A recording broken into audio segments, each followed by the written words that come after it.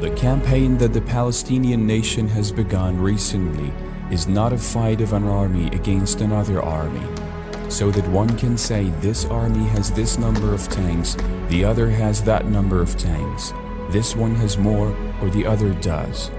It's a resistance made up of bodies and lives belonging to individuals who do not fear death. Any self-sacrificing young individual who stands against the Zionist regime threatens them like an army. Answering this individual cannot be accomplished through tanks and missiles, aircrafts and helicopters. When a human, just one, is not afraid of death and is prepared to sacrifice himself for God and for his cause, he is the biggest threat for the unjust materialists.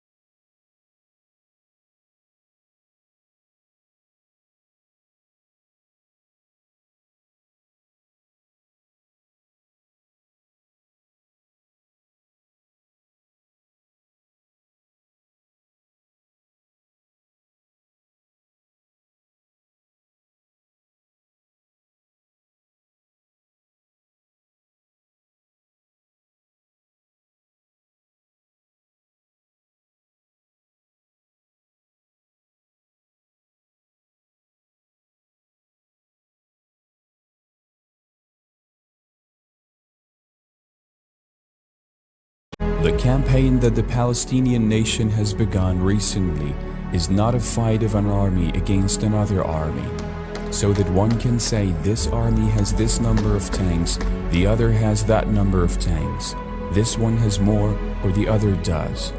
It's a resistance made up of bodies and lives belonging to individuals who do not fear death. Any self-sacrificing young individual who stands against the Zionist regime threatens them like an army.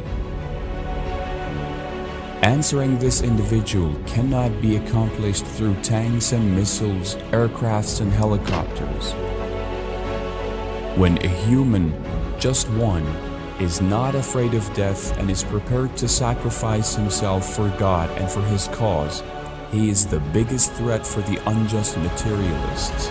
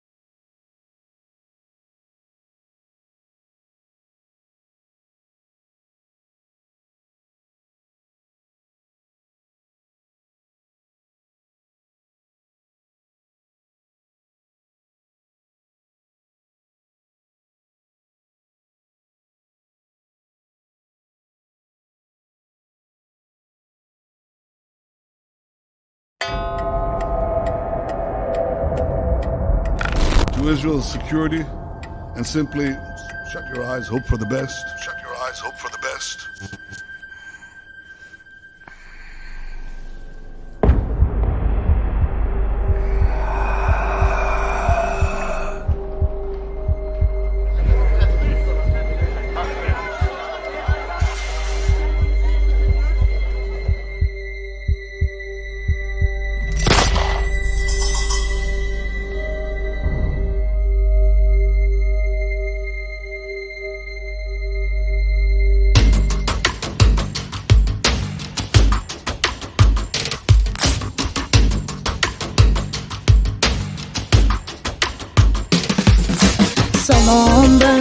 پرخون مسجد الاقصی، به مسجدی که خداوند گفت بارکنا. سلام ما به تو و دستهای بسته شده، سلام ما به تو ای حرمت شکسته شده. اگرچه شعله به پا کرده فتنه هر طرفی، اگرچه تفرقه در هر کنار بسته صفی، اگرچه کفر به نیرنگ و جنگ بسته کمر، اگرچه تکفیر از پشت میزند خنجر. نبرده ایم ز خاطر دمی تو را ای قدس، تویی هنوز تویی آرمان ما ای قدس. ببین که در غم تو لرزه ای نیاسودیم، هنوز چشم راهان صبح بودیم. فقل لقادة صهيون إننا آتون ومنكم بشديد العقاب منتقمون، ونحو خيبركم غدا التالي والكرات، فأين منه تفرون يا بنو الأشرار. يموت أنت مصير فداؤنا الأنهار، غدا سنأتي لتحريرك من الأشرار. يموت أنت مصير فداؤنا الأنهار، غدا سنأتي لتحريرك من الأشرار. بگو به دشمنمان انتقام سنگین است، و فتح آخر ما قبله نخستین است. بگو سپاه علی سوی خیبر آمده است، بگو که دوره کودک کشی سر آمده است. قسم به غیرت این کودکان سنگ به دست، که نیست حاصل صهیونیان به غیر شکست. دگر به محکمه های جهان امیدی نیست، بیا به معرکه اکنون که فرصتی باقی. نبرده ایم ز خاطر دمی تو را ای قدس، تویی هنوز تویی آرمان ما ای قدس. ببین که در غم تو لرزه ای نیاسودیم، هنوز چشم راهان صبح بودیم. So tell the enemy it's gonna be civil revenge. The victory of first Qibla is our last chance. So tell Ali's army it's coming to Khaybar now. This is the end of killing the children anyhow. We haven't forgotten you nor we shall Alquds, because you're still our ideal Alquds. We haven't forgotten you nor we shall Alquds, because you're still our ideal Alquds. نبرده ایم ز خاطر دمی تو را ای قدس، تویی هنوز تویی آرمان ما ای قدس. ببین که در غم تو لرزه ای نیاسودیم، هنوز چشم راهان صبح بودیم. دمی که تیغ قیام از نیام برخیزد، به عزم ما همه دیوارها فرو ریزد. زمان فتنه شام است و ما سحرزادیم، زمین اگر همه خاموش مانده فریادیم. به رغم توطئه نابرادران هستیم، و در کنار تو ای قدس همچنان هستیم. مباد آن که رفیقان نیمه را شویم، شب است و فتنه مبادا که روسیا شویم. نبرده ایم ز خاطر دمی تو را ای قدس، تویی هنوز تویی آرمان ما ای قدس. ببین که در غم تو لرزه ای نیاسودیم، هنوز چشم راهان صبح بودیم.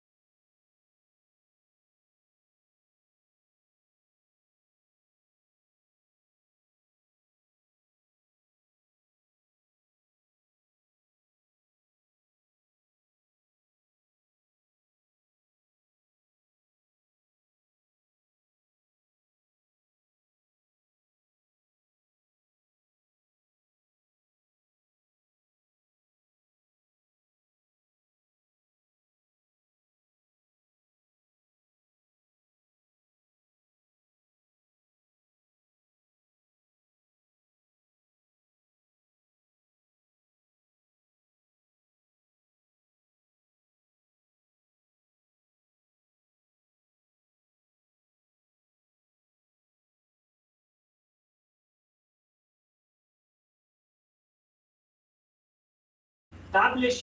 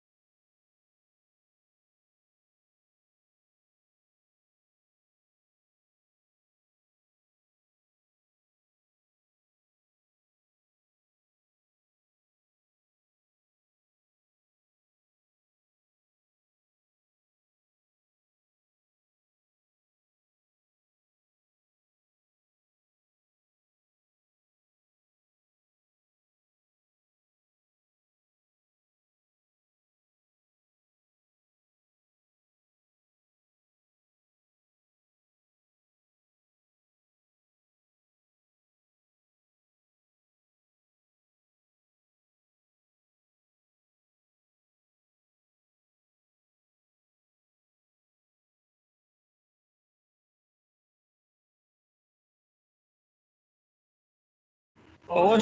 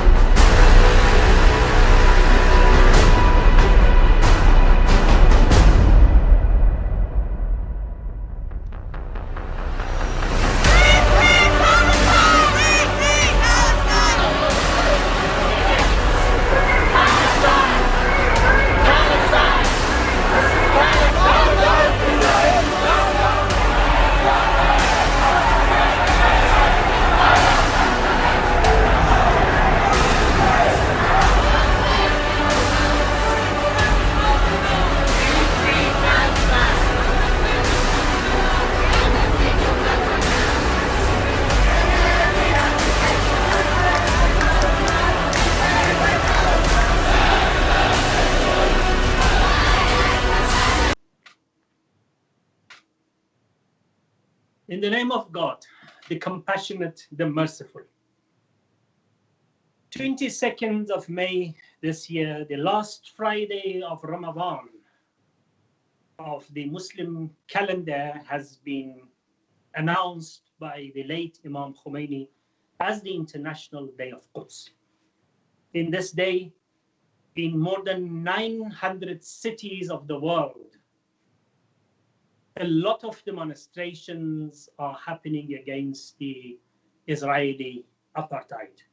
The day of commemoration of the sacrifice of the Palestinian brothers and sisters under the occupation of the Israeli regime. This year, Corona has brought a problem in the entire world. We were not able to come with numbers into the streets of the cities of the world to express our hatred for the occupation of Palestine and proclaim that this land must be freed and freedom must come to Palestinian people. But thanks to the cyberspace, thanks to television, thanks to Instagram, thanks to a lot of other social media that we have, we are able to do a bigger demonstration, a bigger protest across the world, across the globe, with participation of more than 100 million from all over the world to express our protest against the Israeli regime. Welcome to a special program of protest from South Africa, from a land which was bitten by apartheid regime, but it was freed. Once in the world, there was 3 states, which these 3 states were the axis of evil. It was the regime of Shah in Iran, and the regime of apartheid in South Africa, and the regime of apartheid in Israel. From these 3, the Iranian brave nation managed to topple the Shah regime, and South African also, under the leadership of late Nelson Mandela, managed to get rid of apartheid from South Africa. But they lost apartheid in occupied territories of Palestine are still breeding. But this is the last kicks of a dying horse. We salute to all of the martyrs who lost their lives for the freedom of Masjid al-Aqsa and freedom of Palestinian land. At the beginning, there is a short clip concerning Deal of Century.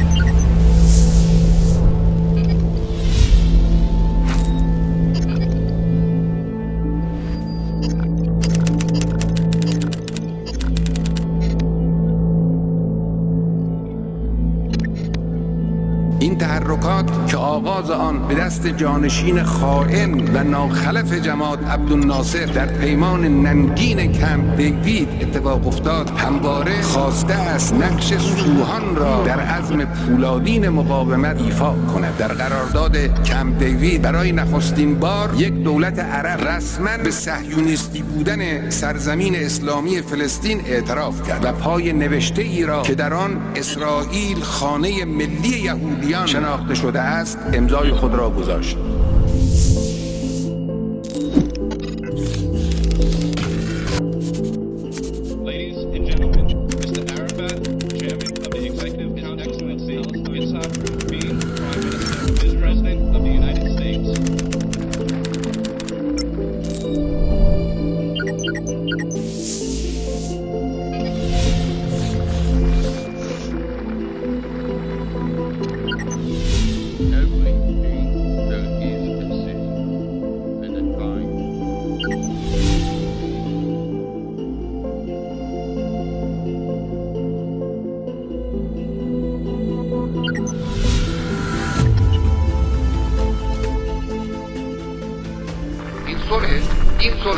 اسلام گفته و قرآن گفته انجام بدید اینی که کسی به دیگری ظلم کند بعد مظلوم را وادار کنند که ظلم او را بپذیرد بدون اینکه از طرف ظالم اندک انعطافی به وجود بیاید و از ظلم خود کم کند، این صلح هست اسمش، یا این ننگ است، این تسلیم به ظلم است. امروز اینها جشن گرفتن به خیال اینکه قضیه فلسطین تمام شد. من عرض می‌کنم قضیه فلسطین تمام شده نیست، اشتباه نکنن. قضیه فلسطین به حال خود باقی است. اونچه آنها به عنوان حکومت خودگردان از صهیونیست‌ها گرفتند با صرف نظر از ماهیت تحقیر آمیز و اهانتبار آن، اولا با هزینه سنگین اعتراف به مالکیت رژیم غاصب بر تقریبا سراسر فلسطین تمام شد. ثانیاً همان حکومت نیمبند و دروغین را هم با بهانه‌های واهی در مواردی زیر پای خود لگدکوب کردند.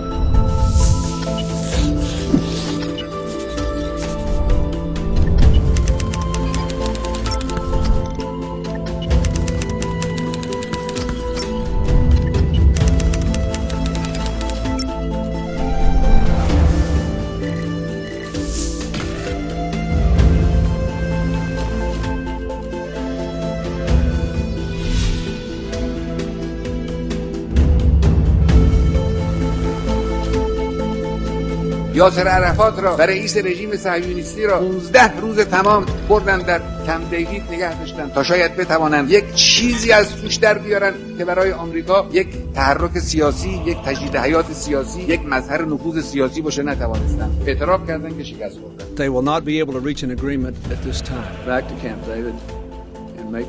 آمریکایی‌ها در قضیه کمپ دیوید 2 شکست فضاحتباری خوردن. هیچ طرف تسلیم اونها نشد. شکست در کمپ دیوید 2 شکست یک حادثه امروزی نیست. این شکست ایده آمریکایی سازش خاورمیانه است.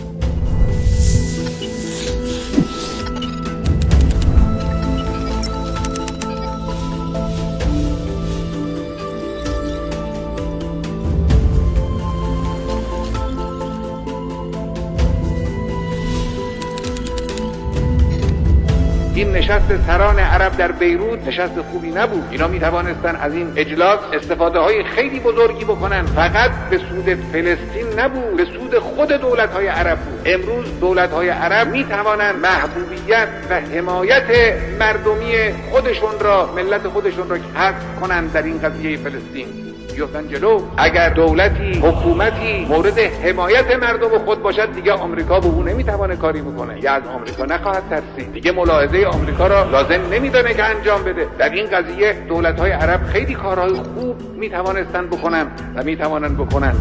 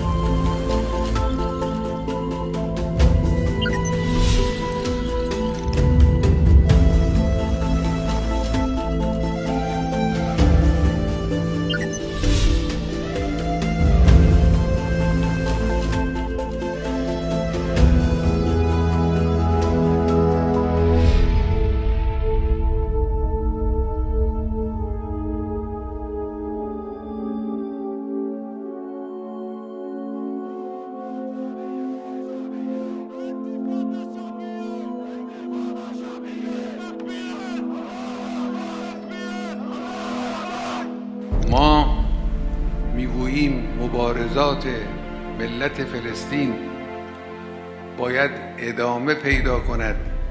مبارزات همه جانبه، مبارزات سیاسی، مبارزات نظامی، مبارزات اخلاقی و فرهنگی باید ادامه پیدا کند تا کسانی که غاصب فلسطین هستند تسلیم رأی ملت فلسطین بشن، نظرخواهی بشود از همه مردم فلسطین، هم از مسلمان و مسیحی و یهودی فلسطینی و اون کسانی که در خارج فلسطین تبعید شده از فلسطین هستند. از اینا نظرخواهی بشه، اینا معین کنن که چه نظامی در فلسطین حاکم باشه و همه تسلیم اون باشه. مبارزه تا این زمان باید ادامه پیدا کند و ادامه پیدا خواهد کرد و به لطف الهی و به توفیق الهی و به حول و قوه الهی ملت فلسطین در این مبارزه مسالمت آمیز انسانی مورد قبول همه عرفهای عاقل عالم مسلط خواهد شد و کشور فلسطین به مردم فلسطین برخواهد گشت و شما جوانها انشاءالله اون روز رو خواهید دید.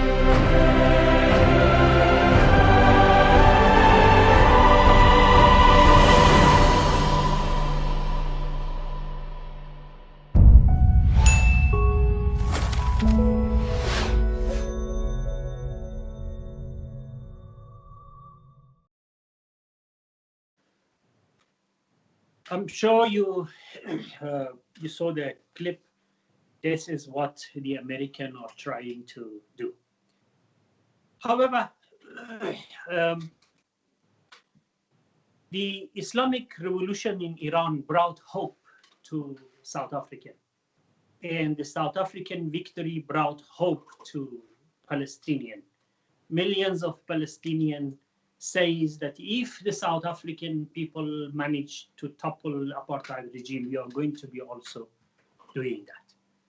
And millions of South Africans say that Iranian, if they manage to get rid of Shah regime, they will be also able to get rid of apartheid, and they did. Imam Khomeini rahmatullah alayh is the one who pioneered the International Day of Quds. We are going to start this program by a special message from the daughter of Imam Khomeini, Professor Zahra Mustafavi, university lecturer and head of philosophy department at University of Tehran. In the name of God, the compassionate, the merciful. This year, Islamic communities are celebrating the holy month of Ramadan and the International Quds Day, while nations all over the world are facing the crisis of COVID-19, a dangerous disease that has affected many political and social behaviors of societies. Undoubtedly, measures to support the Palestinian issue in the world have not escaped the consequences of this pandemic. One of these measures is the commemorating of the International Quds Day, which is an enduring strategy designed by Imam Khomeini to revive the support for the liberation of Palestine and to oppose its occupation. This year, the co-occurrence of Al-Nakba Day gives more importance to Quds Day. On the other hand, the violent, belligerent, and occupying Zionist regime, with the support of the US colonial power, views this global crisis as an opportunity to fully implement its occupation plans in Palestine and against the occupied Palestinian society. And they may feel that with the martyrdom of the commander of the resistance, Haj Qasem Soleimani, the Palestinian people are left alone.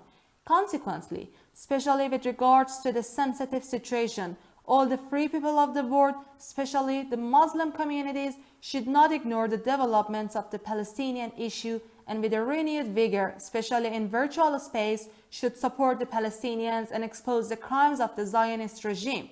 The opportunity presented by the holy month of Ramadan, which was properly designated by Imam Khomeini to support Palestine, as a unique opportunity to unite all communities to shed light on and expose the crimes of Israel, and not to allow the Zionists to exploit and take advantage of the crisis caused by the coronavirus to advance their occupation plan in Palestine. This is the duty of all freedom seekers in the world, and we, in our turn, must be active in the fight, inshallah.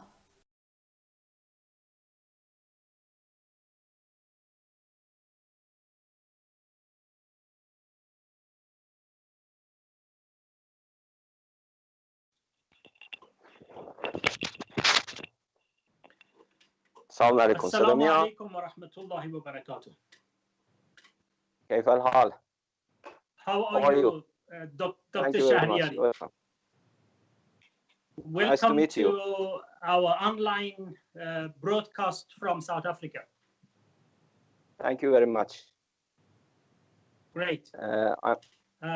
What is the Well, program? it Nobody is explained for me what's the International program. Day of Quds, and you are the Director General of the World Forum for the Proximity of the Islamic Schools of Thoughts.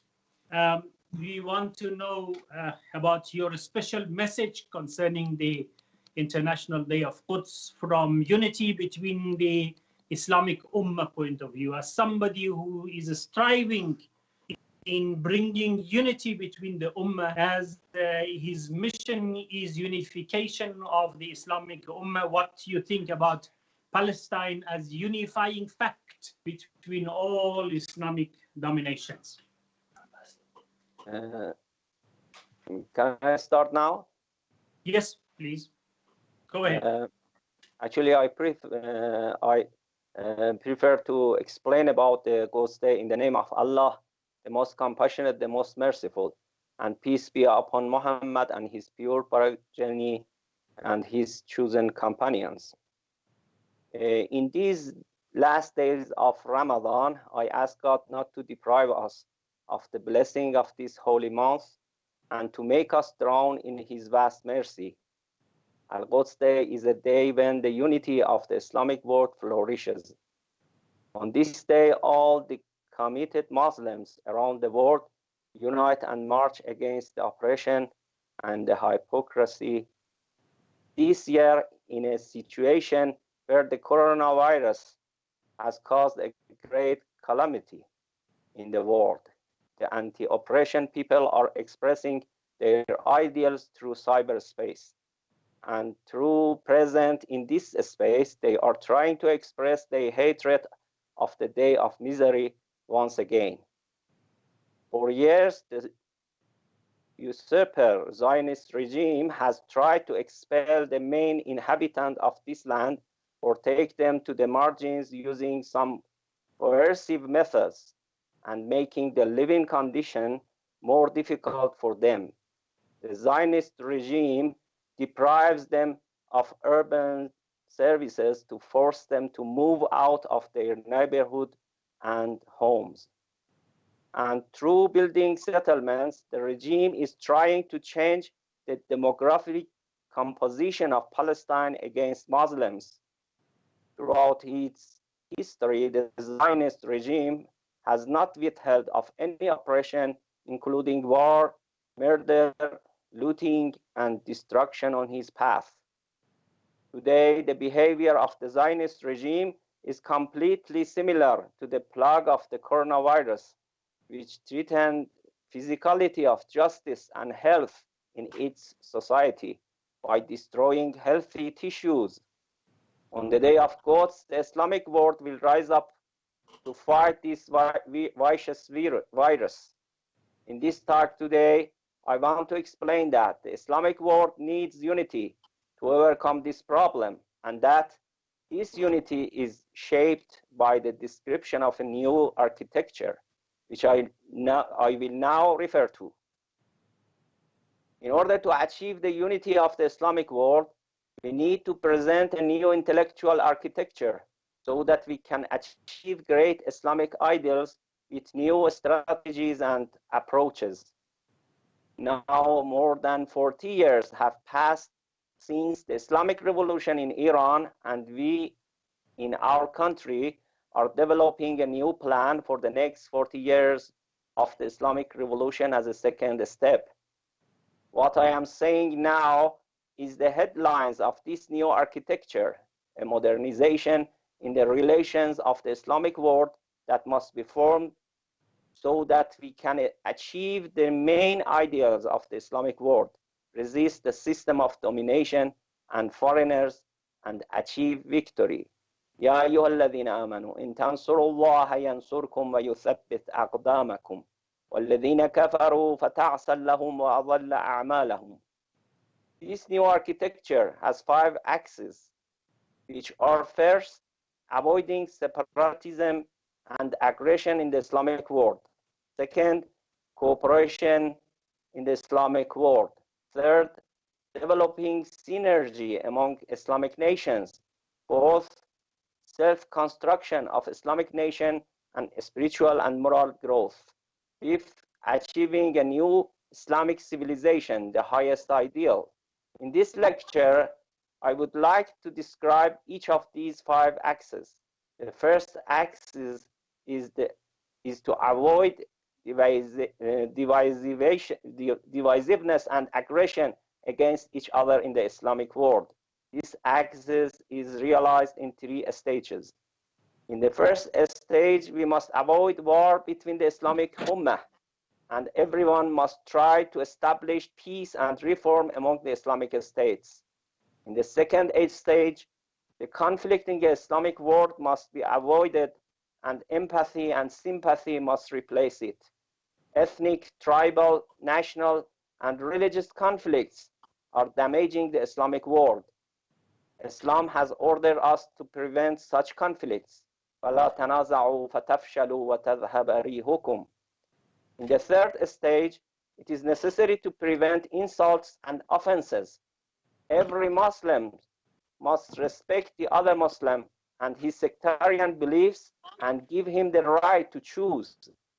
The dialogue should take place between different Islamic sects, but it should be far from insulting and excommunication, blasphemy, and cursing each other. This is the way the enemies work to create conflict among the Islamic Ummah, while God has commanded us to benefit from good wisdom, preaching, and fair exhortation to guide others. ادع إلى سبيل ربك بالحكمة والموعظة الحسنة وجادلهم بالتي هي أحسن إن ربك هو أعلم بمن ضل عن سبيله وهو أعلم بالمهتدين. Fair exhortation in this verse means gentleness and kindness in the face of coercion and slander. Muslims should not insult each other's beliefs. This is contrary to Quran. The second axis is the collaboration that can be formed in the Islamic world. We should cooperate to help the oppressed and alleviate poverty, unemployment, and weakness in the Islamic world. We have vast potential in the Islamic world, and the needs of Muslims around the world are enormous. We must be able to use this vast capacity to address the troubles of needy and poor Muslims. The Islamic world must identify its common enemy, an enemy that seeks to tarnish the image of Islam by creating the likes of ISIS and destroy the global desire for a compassionate face of Islam. This enemy is the enemy of the Prophet ﷺ and Quran. The third axis is synergy that must be formed between Islamic countries.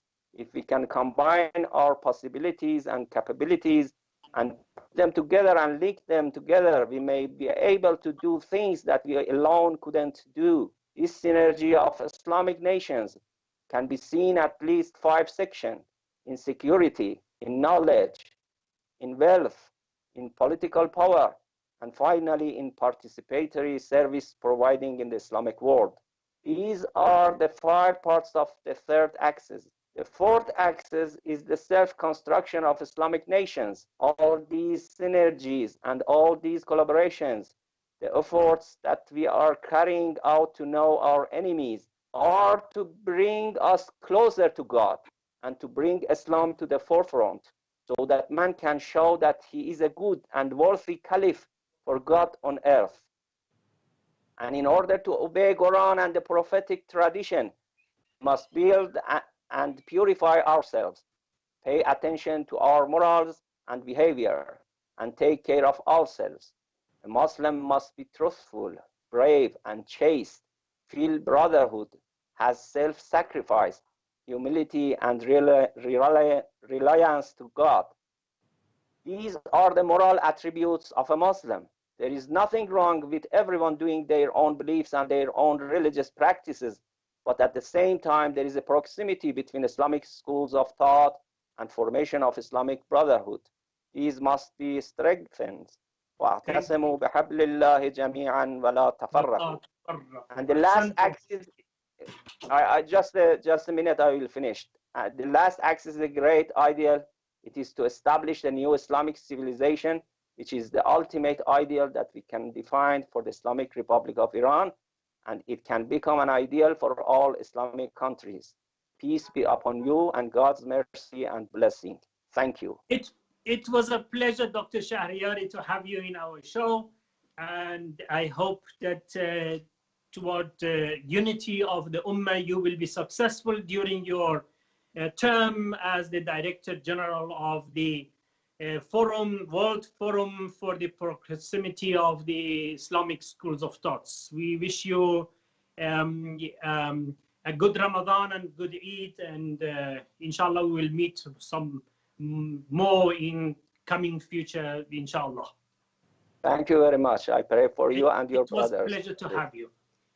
Nice. Well, it was Dr. Shahriari, and now we are going to have our main speaker, Dr. Muhammad Jawad Zarif, an active Minister of Foreign Affairs. Who is in the world who does not know Jawad Zarif? The well-dressed, the well-spoken, the well-articulated Minister of the Foreign Affairs of Islamic Republic of Iran, whom here with us from Islamic Republic of Iran. Dr. Zarif, you're welcome to our show.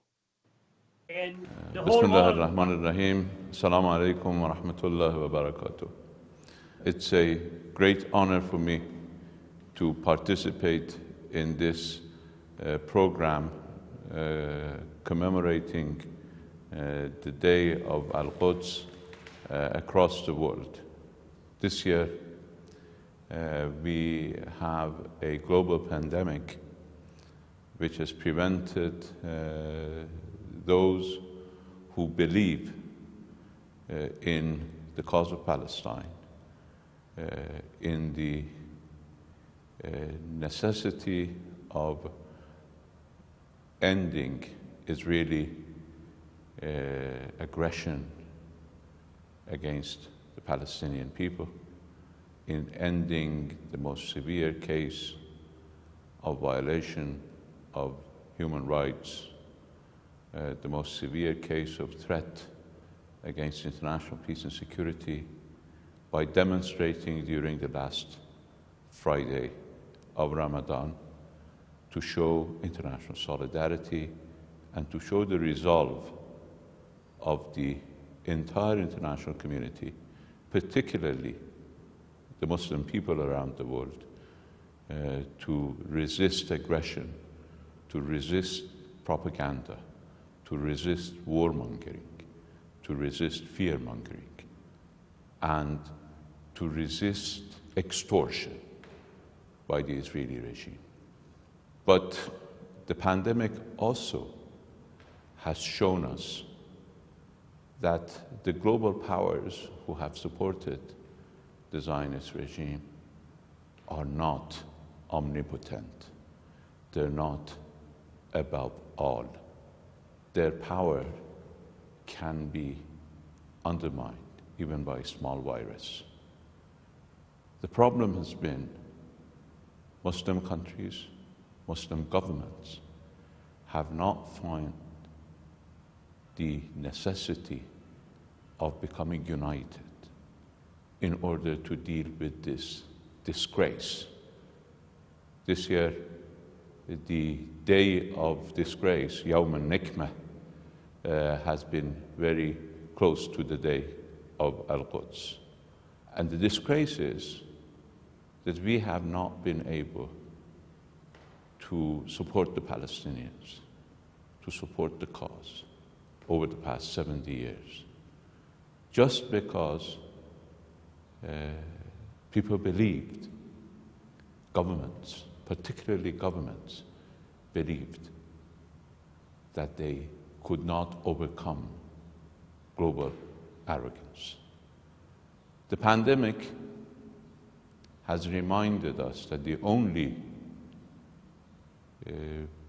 power is the power of Almighty. All others can be defeated even by a small virus. The resistance of the Palestinian people has continued for 70 years and has shown that aggression, violations of international law cannot end, even nuclear weapons, cannot end the national aspirations of an entire people.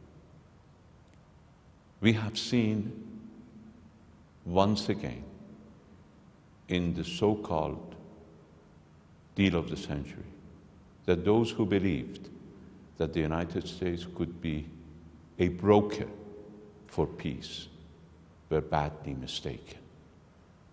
The United States, particularly the current administration, is an accomplice to all the crimes that the Zionist entity has committed. All destructions, all mass killings, all aggressions have been committed with the blatant support and blind cooperation of the United States government, various administrations. But this administration has reminded those Muslim governments who continued to rely on the United States and even today disgracefully cooperate with Israel against other Muslim countries, that this is a dead end. This will only end in disgrace. Whereas the resistance of the people, of the Muslim people, of the Palestinian people, of the freedom-loving people across the world, their rejection of arrogance, their rejection of occupation, their rejection of apartheid will bring this atrocity to its end. This is the course of history. Believing in ourselves, believing in our ability to resist violence, to resist terrorism, to resist state terror, is the response to this global menace.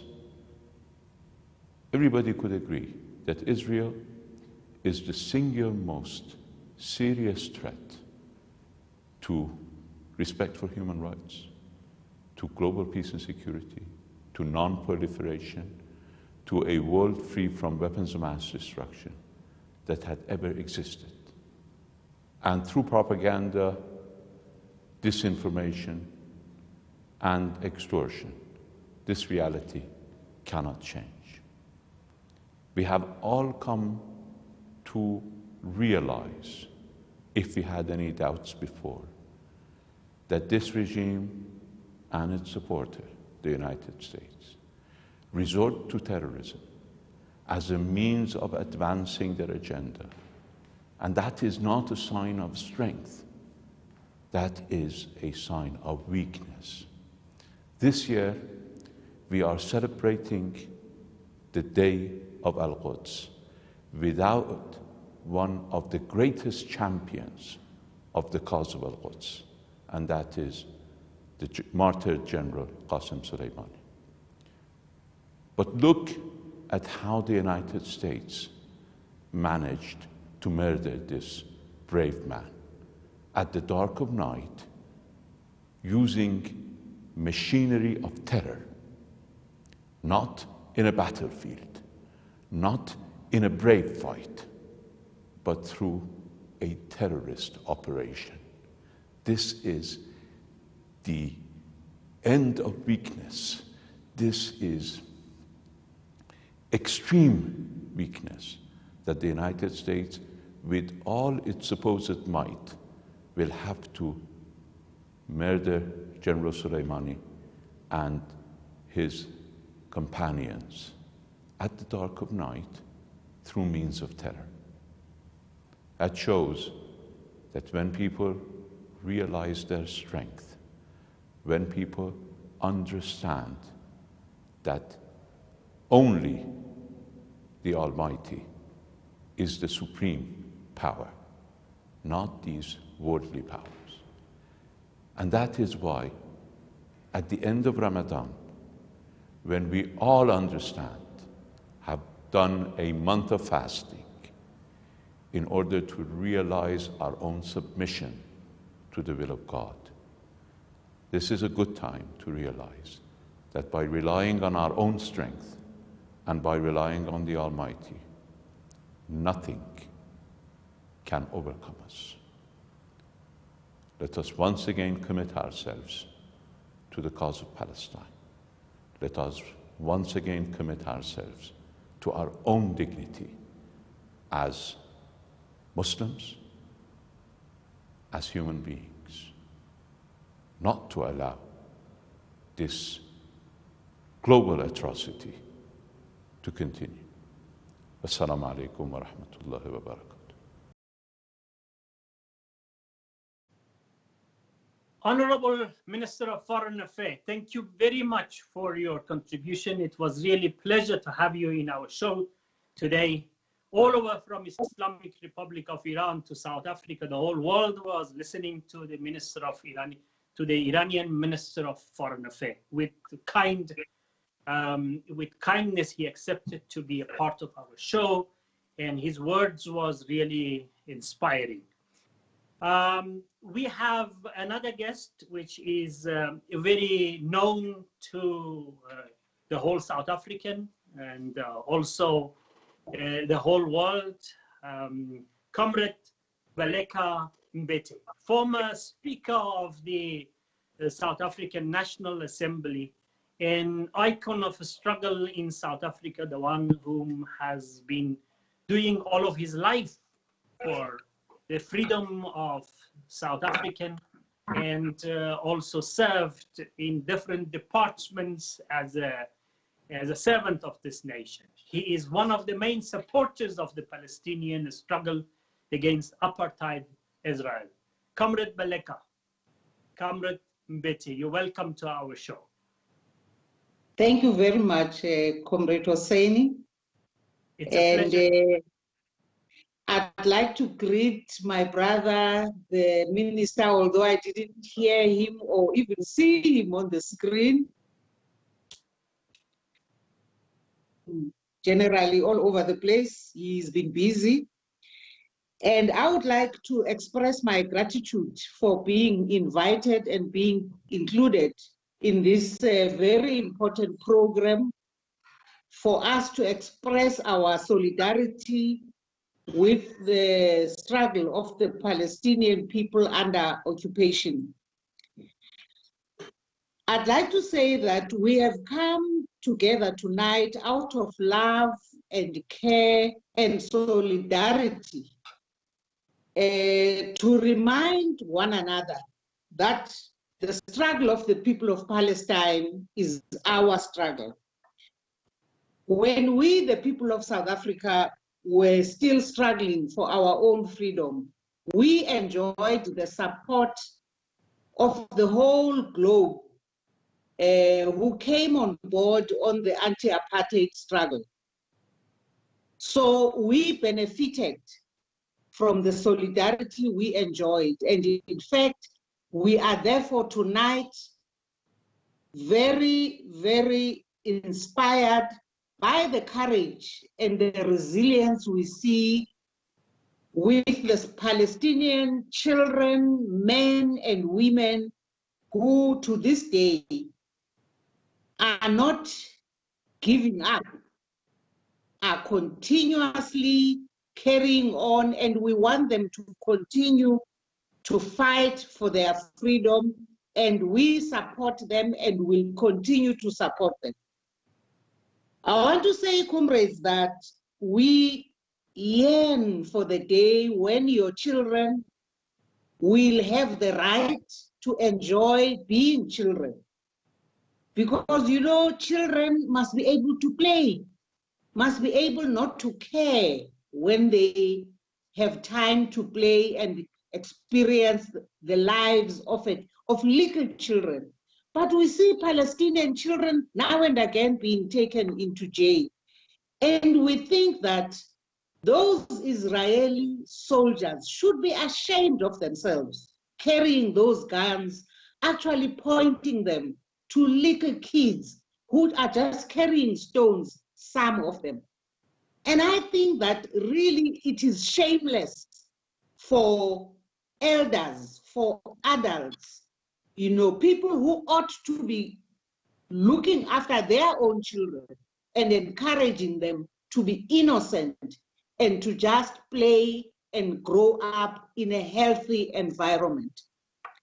I'd like to also say that in the world today, we have many problems that actually are problems that ought to make us as humankind come together, come around and express solidarity to one another, in particular in this time of COVID-19. But we watch with disbelief at people like Donald Trump, with the impunity that they continue to display at a time when worldwide everybody is coming together with cool minds and appreciating being helped by the WHO. There goes Donald Trump on a tangent as usual. We are saying, in fact, to say a person is a leader is an insult to the notion of leadership itself, because he ought not to have ever become a head of state of any country. But of course, he leads people who deserve him because they elected him. And he continues to show the impunity of a person who doesn't have the slightest understanding of what's expected of leadership. And we say, having people like him and looking at the way he is behaving in Palestine and the kind of so-called ideas he brings about, doing all the wrong things, giving the wrong things as leadership to people like, of course, Netanyahu, who's just like his brother or cousin or whatever. We don't know whether they are related or what happened. But really, it just goes to show how the world has seen the worst we could ever expect from a person who's regarded as an international leader. And I say that to also say it is only when we remember some of the people that we have enjoyed leadership from. Excuse me. That it is only when we remember the likes of Yasser Arafat, we remember the likes of O.R. Tambo, we remember Comrade Fidel Castro, and many others, excuse me, that we think this world has had leaders. But today, we can only watch with disbelief what we see. But we must never give up. And the people of Palestine must know that we are with them and we will continue holding hands together, fighting against the apartheid, which, as I have been correctly quoted, when I was in Palestine, I saw that what is being done by Israel is even worse than what the South African apartheid regime used to do. Because, to build walls just to try and block other human beings from having access to a space, or even expecting other people that they must walk underground and not walk on the same roads where you are likely to come across each other.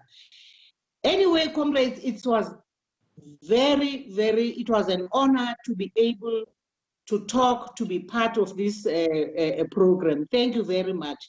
Amanda! Amanda Oveto.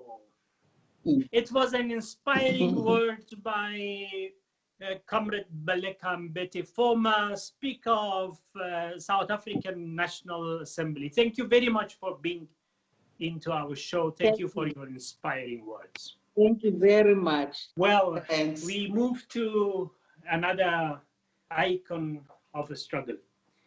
Nelson Mandela, the leader of all the struggle which was happening in South Africa against brutal apartheid regime. Nelson Mandela is known to international community as one of the greatest ever leaders walking on the face of the universe. And fortunately, his grandson, Mr. Mandela, Zweli Mandela, who is a comrade, who is a member of the ANC and who is an MP in the parliament, and who is active in the Palestinian issue, one of the main supporters of Palestinian rights. Welcome. First, we have to have a clip. We have a clip concerning Nelson Mandela's opinion concerning Palestine and the support that the great man had. And after that, we're going to listen to his grandson.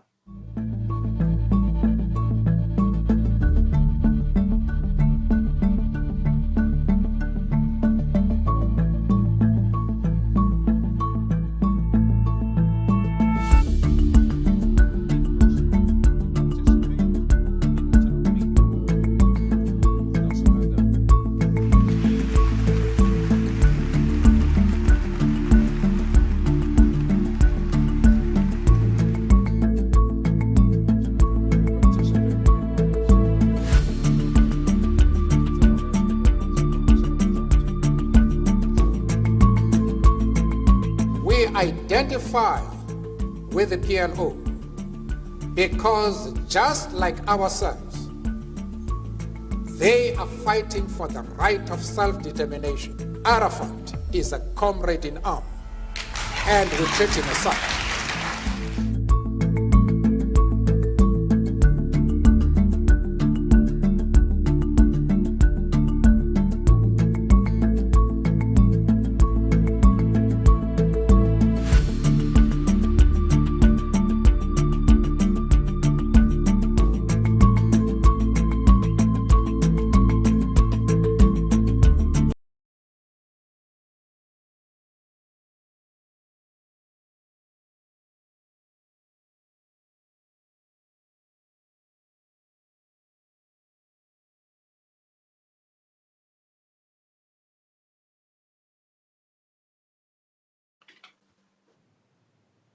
Good afternoon, good evening, Mr. Mandela. How are you?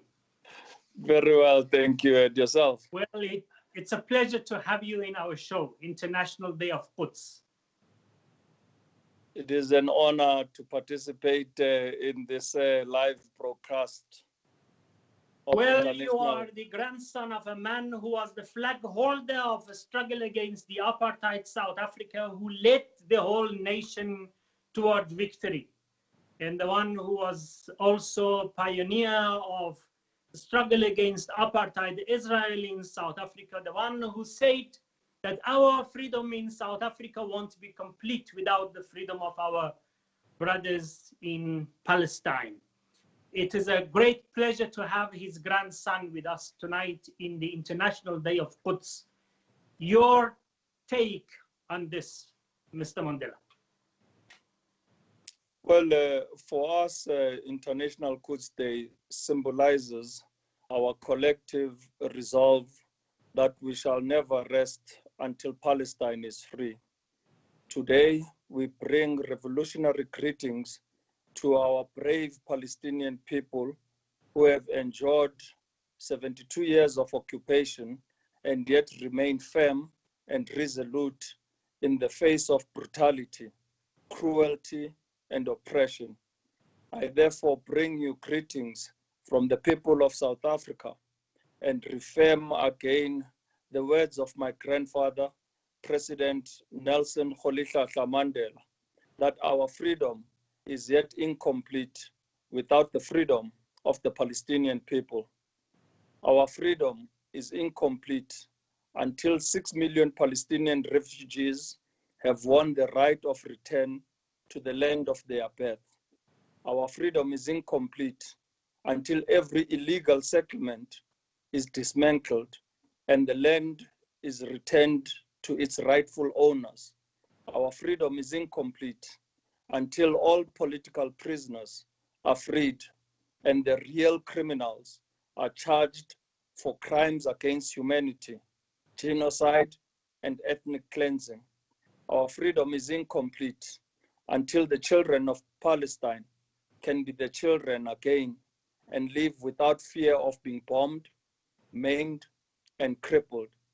Our freedom is incomplete as long as Palestinians are treated as second-class citizens in the land of their birth, and as long as they are subjected to all conceivable forms of humiliation, degradation, and suffering. Our freedom is incomplete until apartheid Israel is taught a lesson.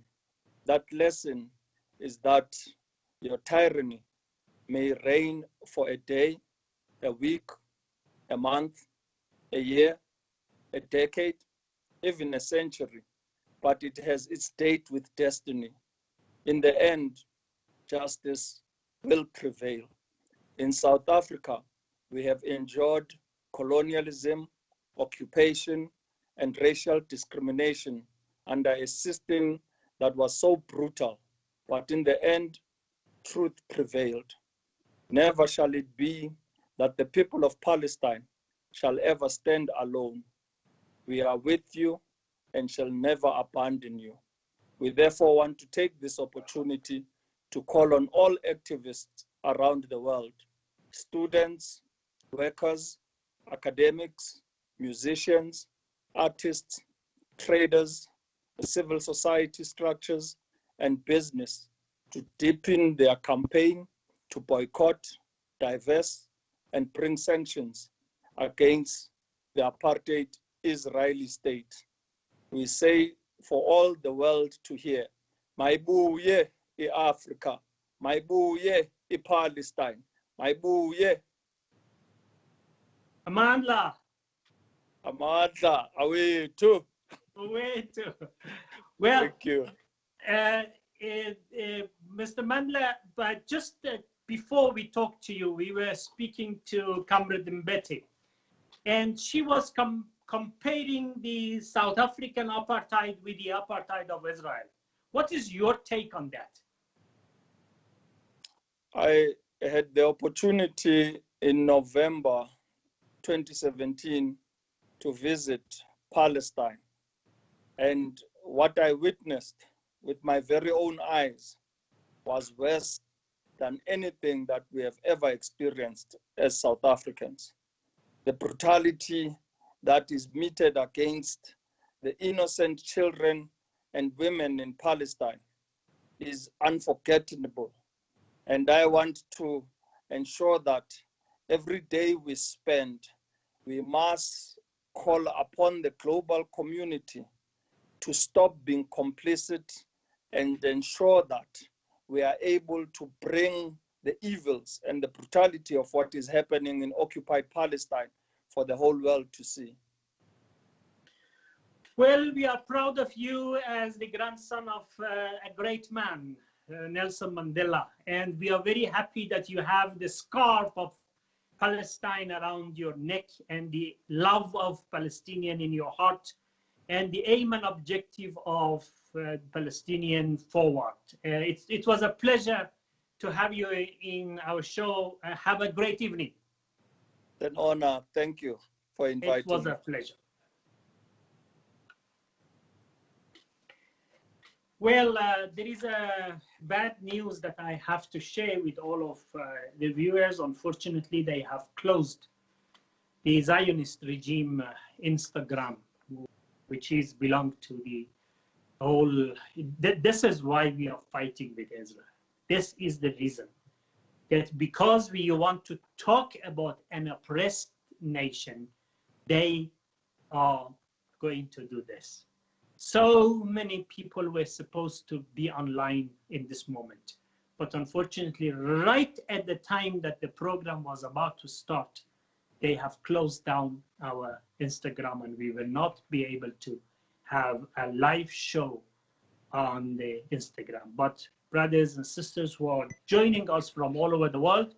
They can watch this program from Press TV, and they can watch it live on Apparat and also YouTube and other Instagram and WhatsApp and Telegram accounts, which has been already announced. We have another short clip, which is from the opinion of Ayatollah Khamenei, the supreme leader. Today he had a mighty lecture. I really enjoyed it. I listened one word by word. It was amazing. The supreme leader of Islamic revolution in Iran and the Muslims of the world, the flag holder of struggle against the Israelis, the only nation who has not left Palestine alone. This is what the Palestinian people says. Iran has been in the side of Palestinian from the day that they were victorious. The first thing they do is to close the embassy of Israel and gave it to Palestinians to open their embassies. And after the victory of Islamic revolution for the last 40 and odd years, they have been under the sanction just because of Palestine. What American wants from us, what European wants from us, they want us to leave Israelis alone and leave the Palestinian struggle. That is something which is not going to happen. Iranian truly has been committed to the struggle of Palestine from the time of Imam Khomeini up to now, which our supreme leader today, with his lecture, has articulated the fight against Israel. What we want is not too much. What happened in South Africa? One man, one vote. And that is going to be the end of Israel if they accept a true democratic process of election. Listen to the words of the Supreme Leader today. Final word. Palestine does belong to the Palestinians, and it should be administered as they wish to. So the referendum, all the Palestinian religions and faiths and ethnicities, this is what we have suggested since 2 decades ago. This is the only solution to the challenges. Now, this plan indicates the fact that the claim of anti-Semitism, fighting anti-Semitism that the Western countries are repeating time and again, are completely unfounded. On the basis of this plan, Jewish, Christian, and Muslim Palestinians, they stand by each other's side, they take part in a referendum, and they decide and determine the political system of their country. So what should definitely go, the one that should definitely go, is the Zionist regime. And Zionism itself is a bizarre innovation and fabrication which is planted within Judaism. It's totally alien to that region. So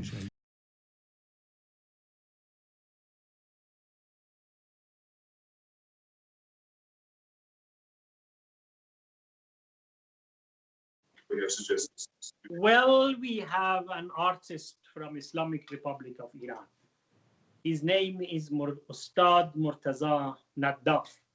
That painting that you see on the top of his head, that painting is on the wood, and that is the photo of Kaaba, and then there are some Islamic calligraphy. It's all done on wood by work of hand. That is his specialty. He can paint on wood amazingly. Also, he had so many arts. He's got a good voice and he sings very well. But one of the things that he does the best in the world is playing reed. And because of the pain that he has for the Palestinian people, he is performing for the whole world a very, very nice piece of reed.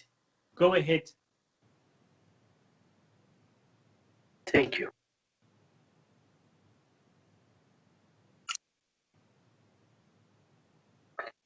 And he dedicated to the nurse he is dedicating this piece to the nurse who become martyred by the brutal Israeli regime. Yes. Salam everyone across the globe. This performance is dedicated to the Palestinian nurse who was brutally killed by Israelis. Okay. Yes, can you just take the photo a little bit up for us to see you completely? We only have your head. Can you just go a little bit down for us to see you fully? Yes, just more a little bit. Can you sit a little bit in the back? Go a little bit back for, yes, good. Yes, yes. Please go ahead.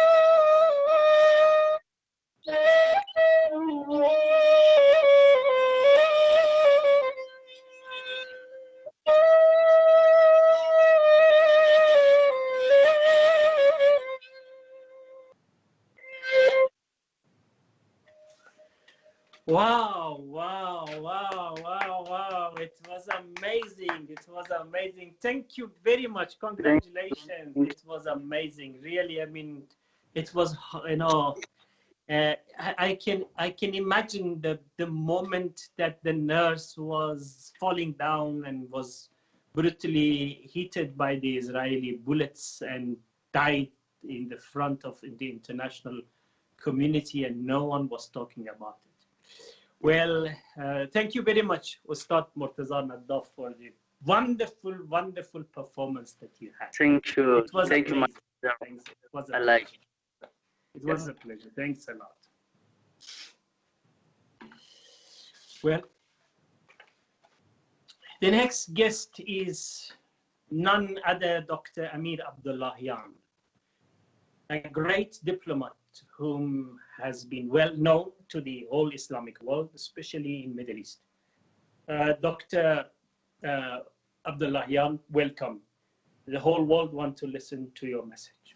Bismillah ar-Rahman ar-Rahim. I'm so pleased to take part in a program about the global campaign against Israel regime, an entitled wars, than apartheid and an occupying regime. We all are going online today to mark the day of Alquds, Alquds al-Sharif. We are here to support the Palestinian, to support the Palestinian people, to support women and children who are struggling with siege and severe food and medical sanctions. We are here to back the Palestinian men and women, warriors. The history of Palestine, the occupation of the Palestinians' lands and homes, and the displacement of more than 7 million Palestinians. More than 7 million Palestinians are tragical. In the course of history, no such crime against a nation and a country such as Palestine has ever been happened. The Islamic Republic of Iran has a political and democratic solution for the Palestine. This plan is now registered as a document within the United Nations. The substance of the plan has already been addressed by Supreme Leader of the Iran's Islamic Revolution, Ayatollah Khamenei.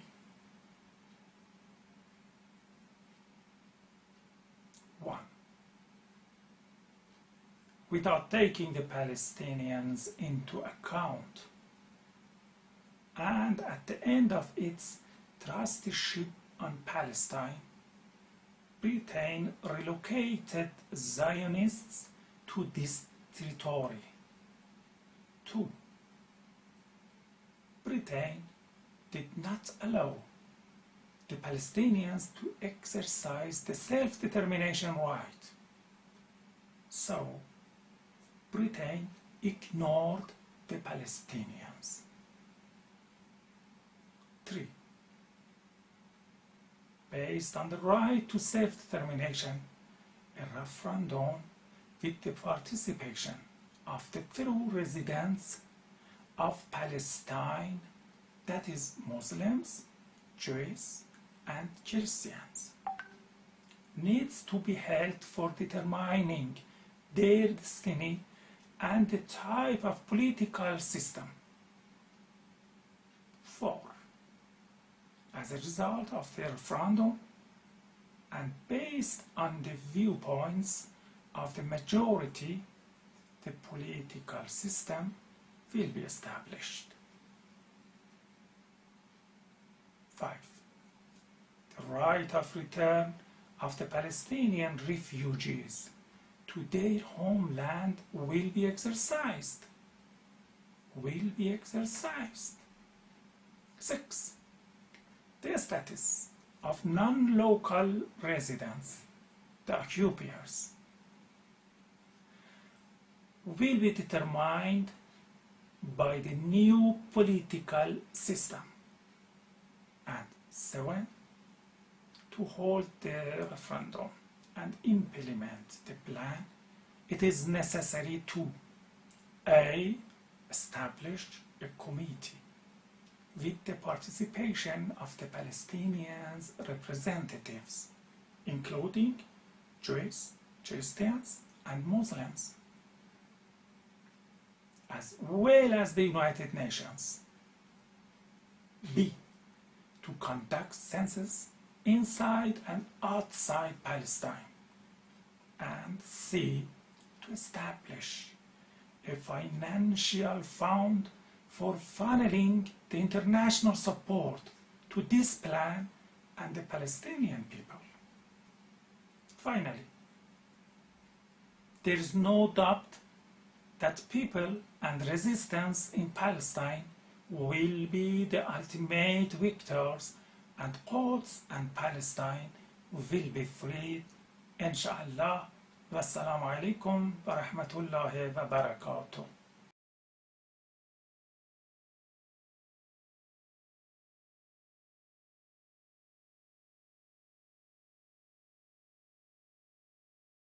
Down. Just one minute. Thank you very much, listeners, for being with us up to this moment of the program. We had the news that our Instagram account was closed by the Zionist regime and their puppets. Well, that was what we were expecting. But however, you are listening to this show from Press TV and other free TV stations of the world, and other Instagram accounts and Telegram accounts and WhatsApp accounts are broadcasting this widely to over 100 million people around the world. The Zionist regime and the Instagram people, they must know that by closing an account, they will not silence the people of Palestine. They will not be able to silence the whole freedom lovers of the world. We are in South Africa. The whole South African people, when they talk about Israel, there is a synonym for that: apartheid Israel.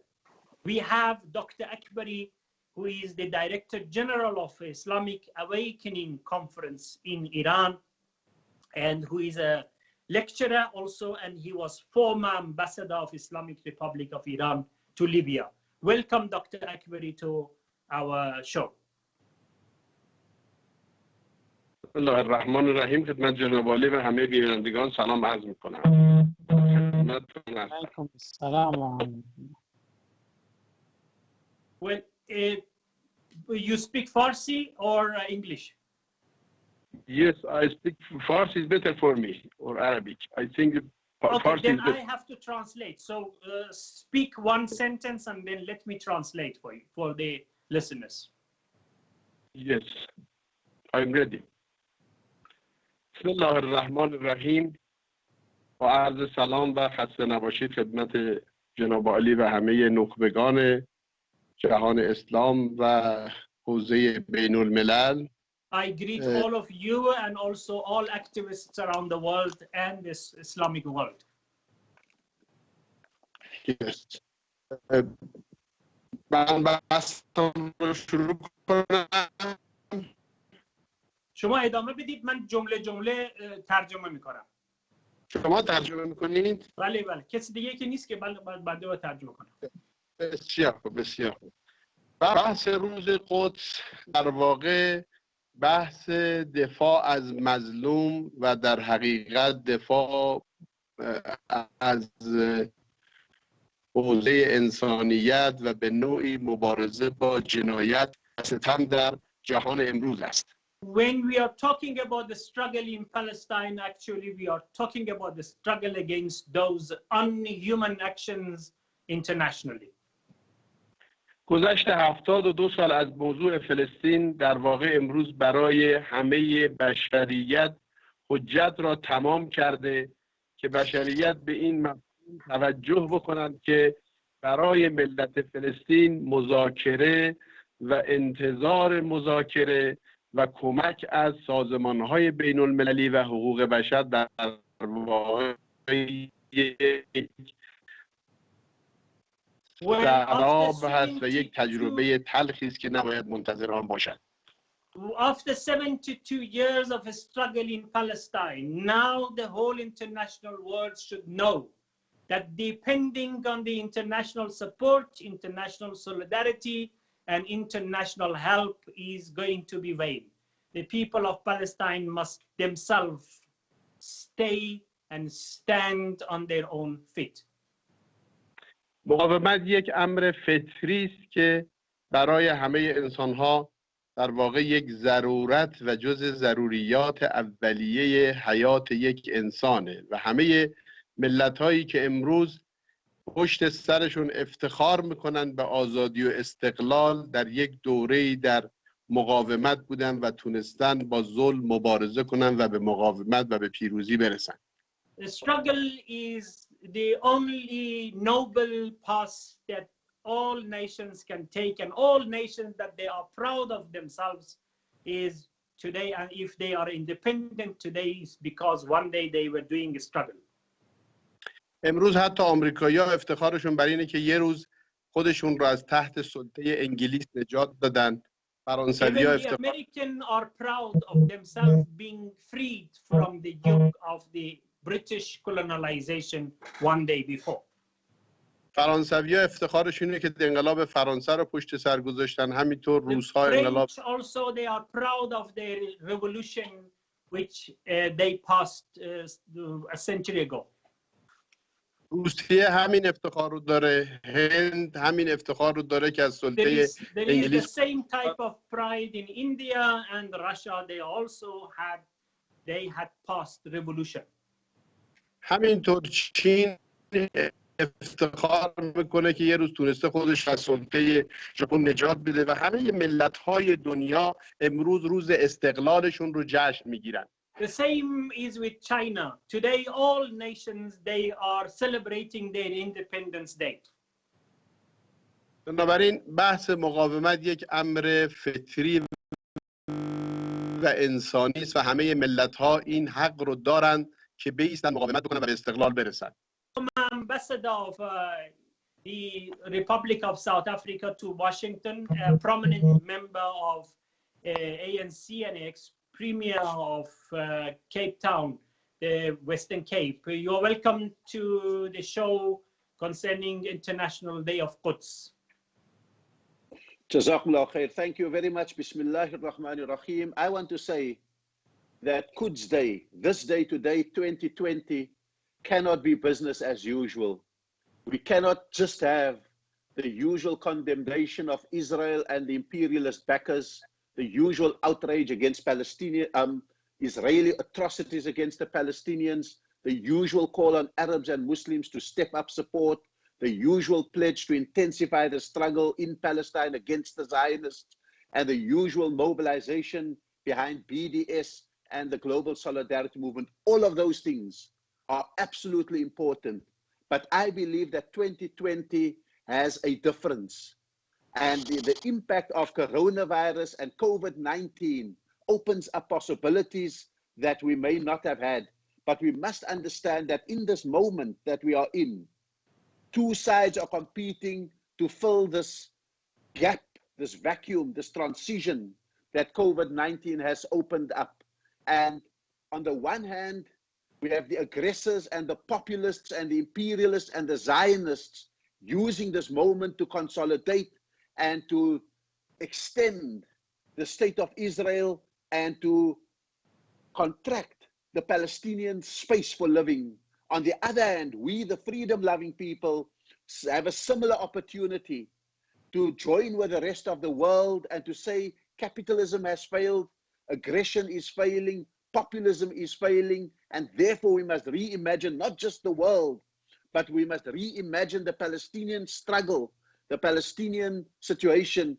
And if we don't get it right, I am telling you that we can see it day by day, settlement by settlement, annexation by annexation, brick by brick in the apartheid wall.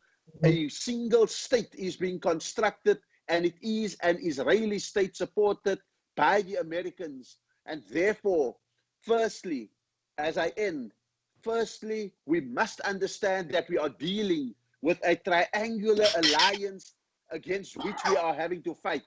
This triangular alliance is one that is, on the one end, imperialism led by the USA, Zionism in Israel, but there's also Wahhabism in the Middle East that have made an alliance, and therefore we are not just dealing with one opponent, one rival, we are dealing with a triangle.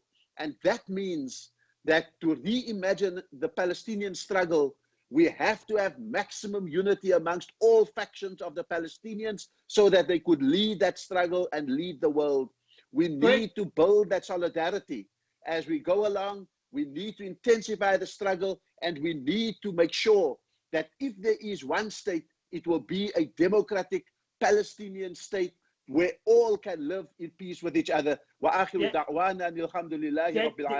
was a wonderful word which came out of Ambassador Ibrahim Rasool. Well, you have been an ambassador to Washington. The previous speaker was an ambassador of Iran in Libya. And then we have Hamas representative on your right hand, Dr. Khaled Qudumi.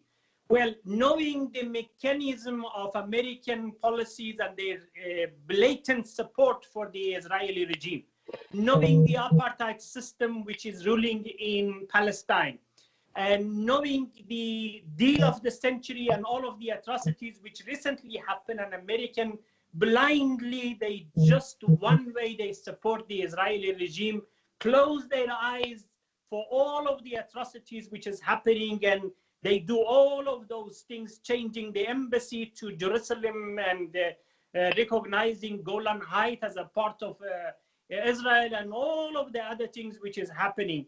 My question to you as a prominent member of ANC is not the time for ANC to review its policy concerning this two-state solution and come to the conclusion that one-state solution is the only solution in Middle East, in Palestine, based on the majority of the votes. Is not the time for the ANC to review its policy on the two-state solution? My brother, having spent 7 years in the United States of America, I cannot speak for the leadership of the African National Congress, but I can speak as a member that is in touch, that has been in leadership in the ANC.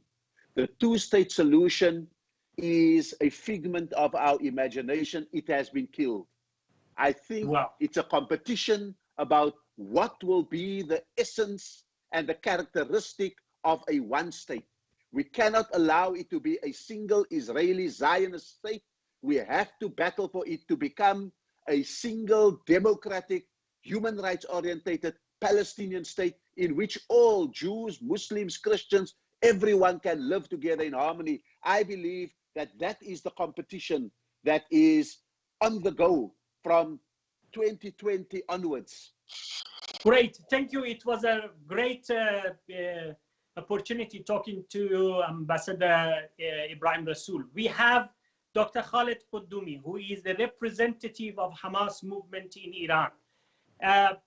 Since the time that Hamas emerged as the new front line of the struggle against the apartheid regime of Israel, together with the Islamic Jihad brothers, the whole revival and renaissance has happened in the struggle in Palestine against the apartheid regime of Israel. Well, they have gained a lot of victories. Their slogan was that with one hand we are going to construct, and with another hand we are going to fight against the mighty power of Israelis. They have fulfilled their promise, and up to this moment they managed to impose the defeat with the Israelis in 22 days and the 11 days war which they had. Today the Hamas situation is such that when the war starts by the Israelis, the end of that will be determined by the Hamas brothers. As a representative of Hamas, Dr. Khaled Qudumi, please update us about the current situation of resistance in Palestine. Bismillah ar-Rahman ar-Rahim. Thank you, Sayyid Hussein, for hosting me today to this talk. I would like to share some ideas under two points. At one side, where are we today? And the other point, where we are heading to. If we are talking about this current situation, Alhamdulillah, at one end, the resistance has achieved a definite progress and development on their own capabilities. I'm talking about the military capabilities on the land, on the sea, on the cyber. Today, the resistance, they have drones which capable to carry small missiles, and they can go to their target and come back again safe.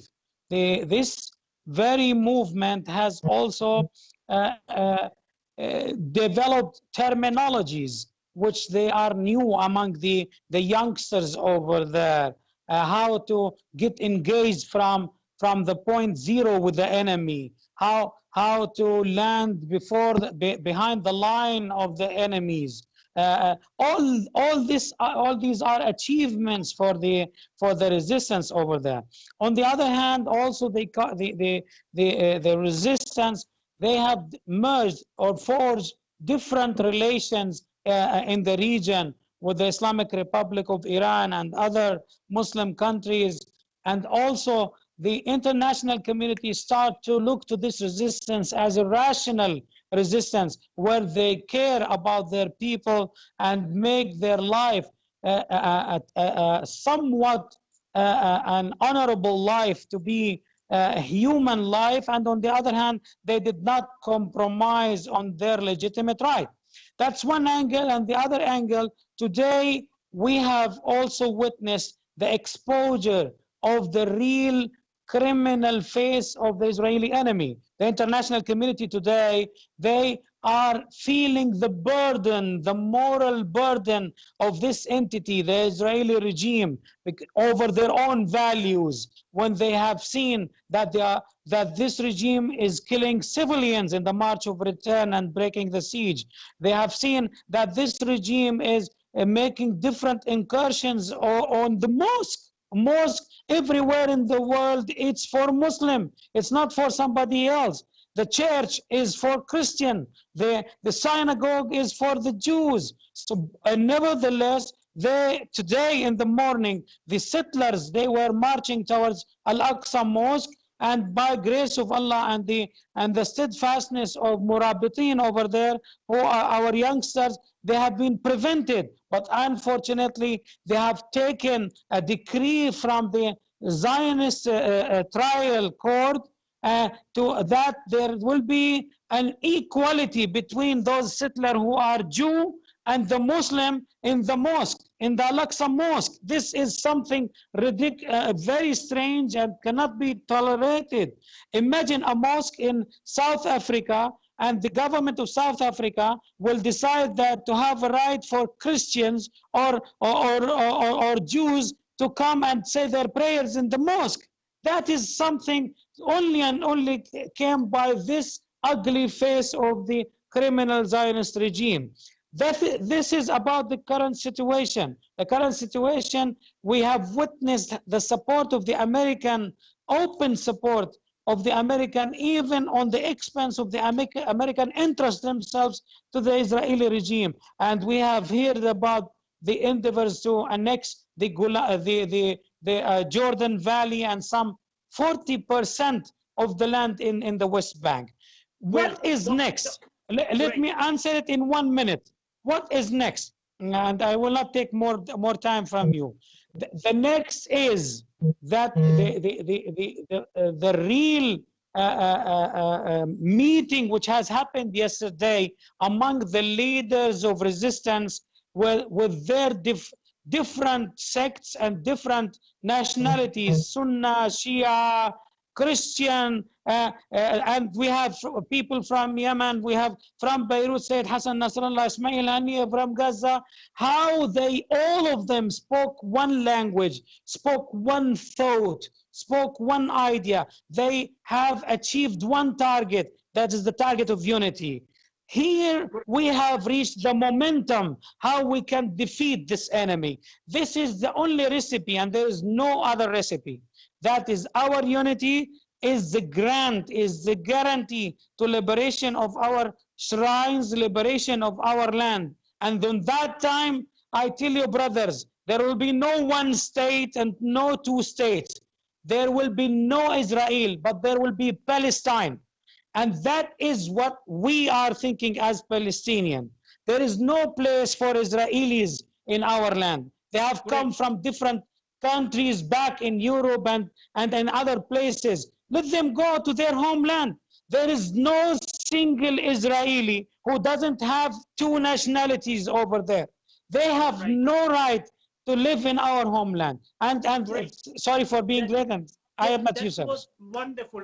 Dr. Qudumi, before you go, you listened No, to the lecture of Ayatollah Khamenei, the supreme leader, concerning Palestine and supporting Palestine.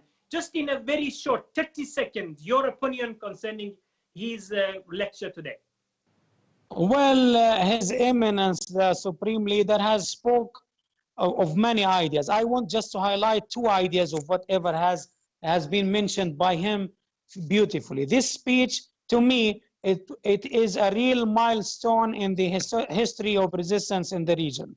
He has said clearly that there is something called Palestine and there is no place for Israel. This is a very clear message, and he has highlighted the sufferings of the Palestinians, and he has highlighted the aggressions and oppressions of the Israelis, and he has told the international community that this issue is a human issue. It's not a religious or ideological, it's a human issue. And if we want to move forward, the Palestinian has to be granted the normal rights of any human being to decide on his own what should be his own future. Great. Thank you very much for your contribution. Dr. Akbari, just in a very short, we don't have much time, in 1 minute, if you can please highlight the role that Shaheed General Soleimani played in supporting the resistance in Palestine in just 1 minute.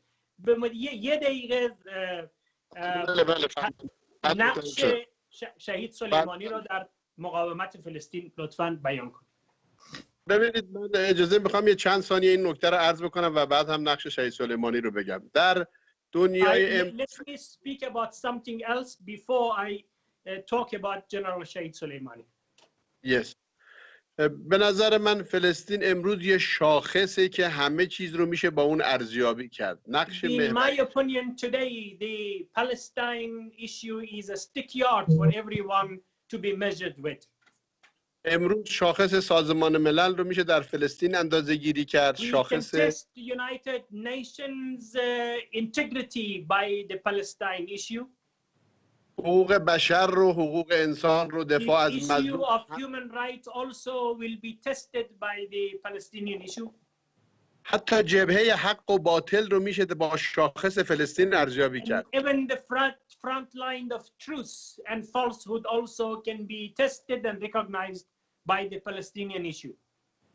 شهید سلیمانی یک نقش محوری در واقع انسان دوستانه و در واقع دفاع از ملت مظلوم برای دفاع از حقوق بشریت، از حقوق فلسطین دفاع کرد. Martyred General Shahid Soleimani was doing this out of his extreme love for humanity. For him it was a humanitarian mission that he was supporting the Palestinian issue.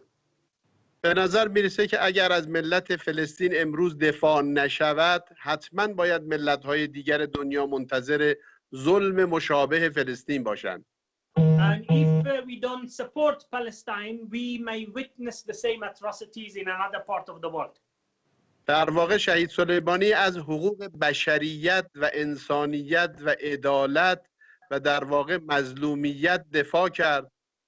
What Shahid Soleimani did was to defend humanity, defend human rights, and defend an oppressed nation.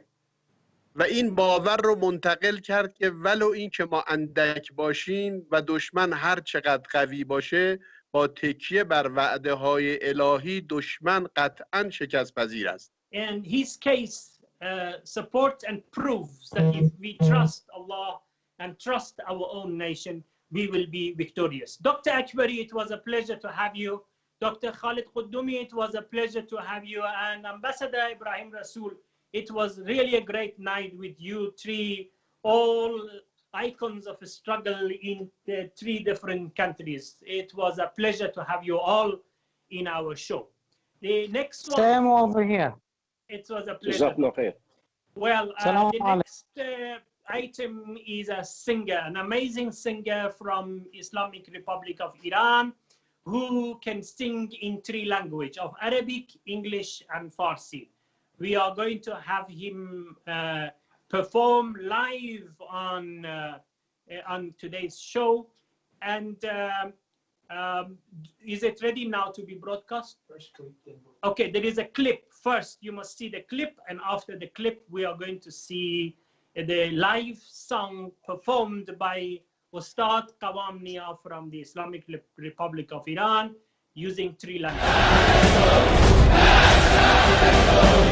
انشاءالله به توفیق الهی تا 25 سال دیگه چیزی به نام رژیم صهیونیستی در منطقه وجود نخواهد داشت به فضل الهی.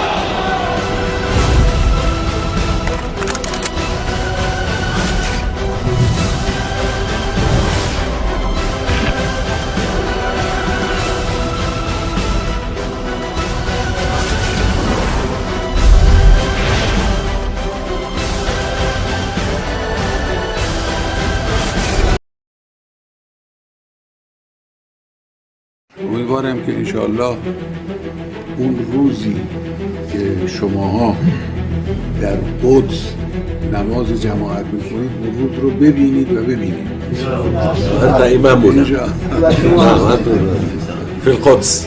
معتقدیم که این روز خواهد آمد. ممکنه شخص این حقیر یا امثال ما نباشند، اما این روز خواهد آمد و زود دیر هم نخواهد شد.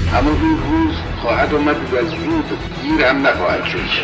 چند سال پیش دولت صهیونیستی همسایه شما گفتش که ایران رو ما تا مثلا سال 25 فلان چنین می‌کنیم چنان می‌کنیم. من گفتم که شما 25 سال آینده رو نخواهید دید. انشاءالله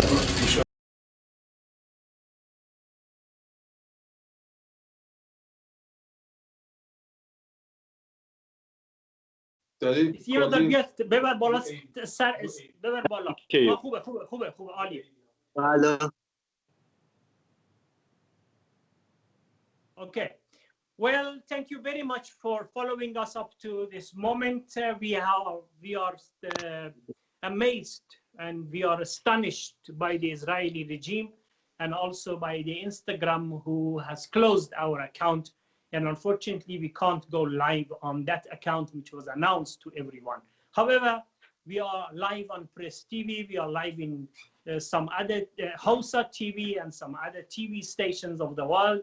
And also we broadcasting live on WhatsApp and Telegram and some other Instagram accounts. However, in this time, we have Ustad Qawam Nia, who is a mighty singer.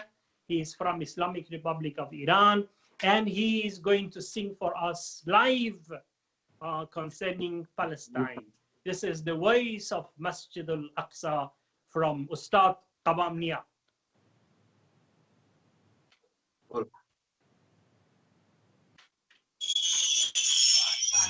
سبحان الذي أسرى بعبده ليلا من المسجد الحرام إلى المسجد الأقصى الذي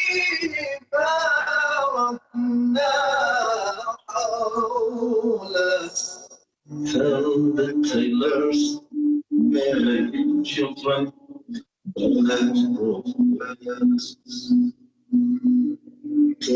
the gardeners grow such flowers, offer to anyone. It's like the gun of his shoulders, no one else. حزب الله نحن الظالمون، نحن حزب الله نحن المفلحون، نحن أبناء المحمد المصطفى، نحن أبناء العلي المرتضى، نحن أبناء الخميني الكبير، وابن موسى الصدر مفقود الأسير،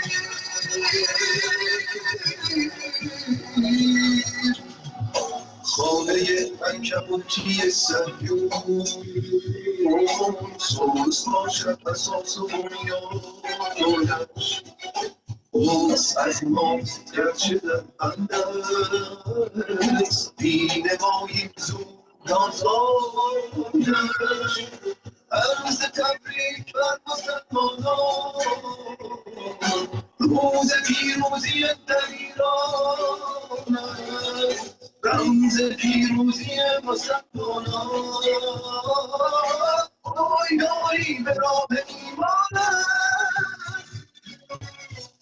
به شهیدان نبرد قسم، کودکان و زنان و مردانش، که فلسطین شود رها از بر با جهاد دلیر مردانش.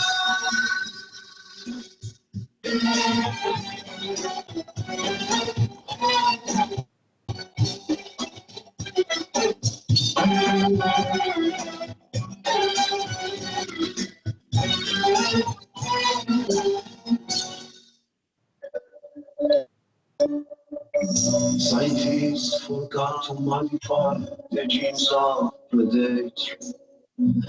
Instead of discovering the genes response, for color of the skins and the heart, extinction is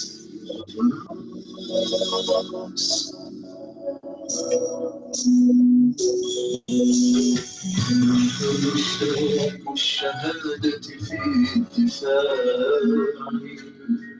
مشتاق المودة في النفاق، نحن مشتاق لتحرير الوطن للفلسطيني وأبناء الوطن، نحن أبناء الخميني الكبير، وابن موسى الصدر مفقود الأسير،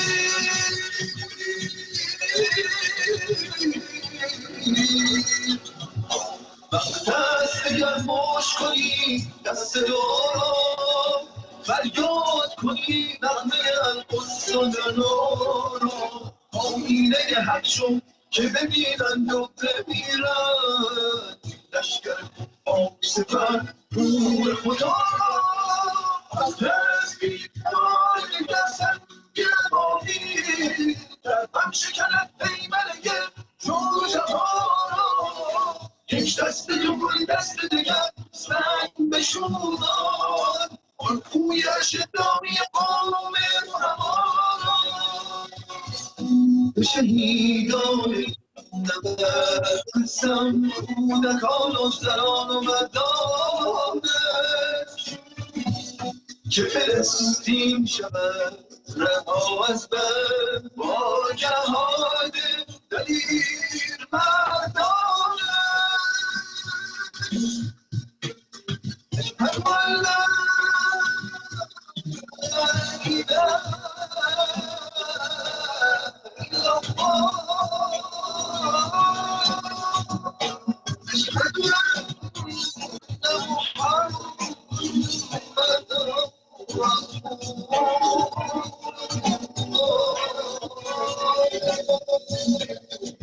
Santo.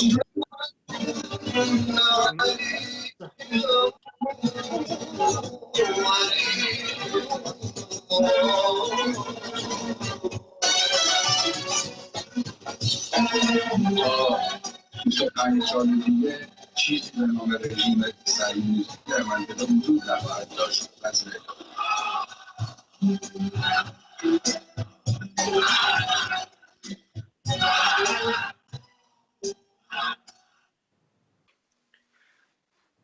Thank you very much, Brother Qawam Nia. Unfortunately, the sound was not very well, but we did manage to hear it. But the original of this song will be available on our web pages, and the brothers and sisters from all over the world can see it live sometime else. It was a pleasure to have you, Brother Qawam Nia. Thank you very much for the live performance that we have. Now we move to the next item.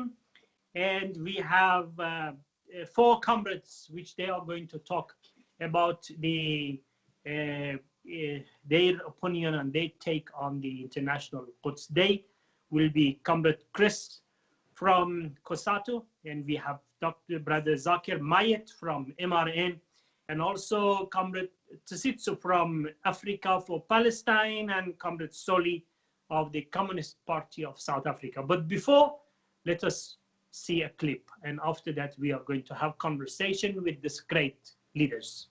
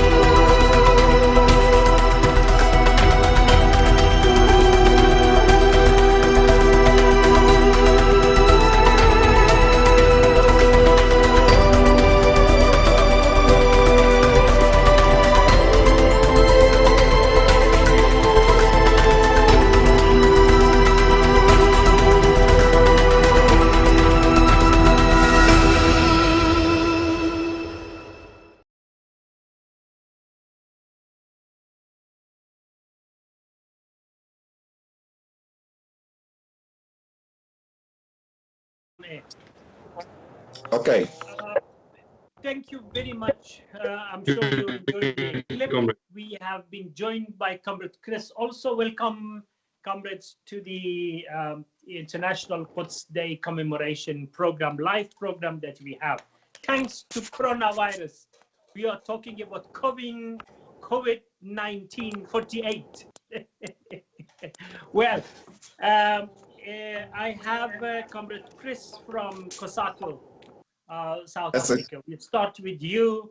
It is International Day of Quds, and we're commemorating the struggle of our Palestinian brothers and sisters under the apartheid Israel. You are one of the strugglers during the apartheid system. So we want to have your take on the International Day of Quds for solidarity with the Palestinian brothers. No, thank you very much for having me. It's an honor to be part of this important exchange and discussions between ourselves. It's important that we highlight during this period of 72 years of the denial of the rights of the Palestinian people. South Africans generally identify with the struggles of the Palestinians. We also think that the current developments in Israel, and particularly as the Zionist regime is Chris, sorry, we don't have your picture. Can you please? There is a camera sign. Just press that one, then we will have your picture. There is a camera sign on your screen. Is that better? No.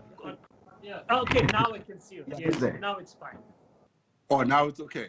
Yes. Now the whole world, 100 million people can see who is Chris. Thank you very much. Thank you very much. It's a pleasure to have you. Yeah, as I was saying, I mean, this period, and particularly on this day where we observe the Quds, we also identify with the struggles of the Palestinians. And we in South Africa, who have lived in apartheid South Africa, know very well the implications of the denial of the basic rights of the people, but also that the Palestinians have tried by all means, including with progressives and other people around the world, to free themselves. Today becomes a very important day for us, not only to demonstrate solidarity, but also to tie these important events that are taking place all over the world and recognize the people who are perpetuating the denial of the rights of the Palestinians are the same people who denied the rights of the South Africans, are the same people who brought to bear war on many other countries of the world. They have devastated not only economies, but also their murderous campaigns against regions of the world are all meant to destabilize the world. Therefore, this exchange is very important in the sense that it brings us together to highlight what is happening, but also brings us together to think about the actions and the many things that we need to do to also give confidence to the Palestinians, to give confidence to peace-loving people across the world, people who also embrace democracy, not the democracy that is defined by others, in particular the United States, and also with its proxies, the governments in the Middle East who have denied the Palestinians their right. Great. We do not. Comrade, hold there, I'll come back to you. Yes. Zakir Mayit, a great lawyer whom has been pursuing the issue of Palestine. How is Ramadan, my brother? Alhamdulillah, all praise be to the Almighty for giving us this blessed month. May we benefit from it. And you representing Media Review Network. Just now, Indeed. we have been informed that our Instagram account has been closed by the Israeli regime. I can say they are puppets of them.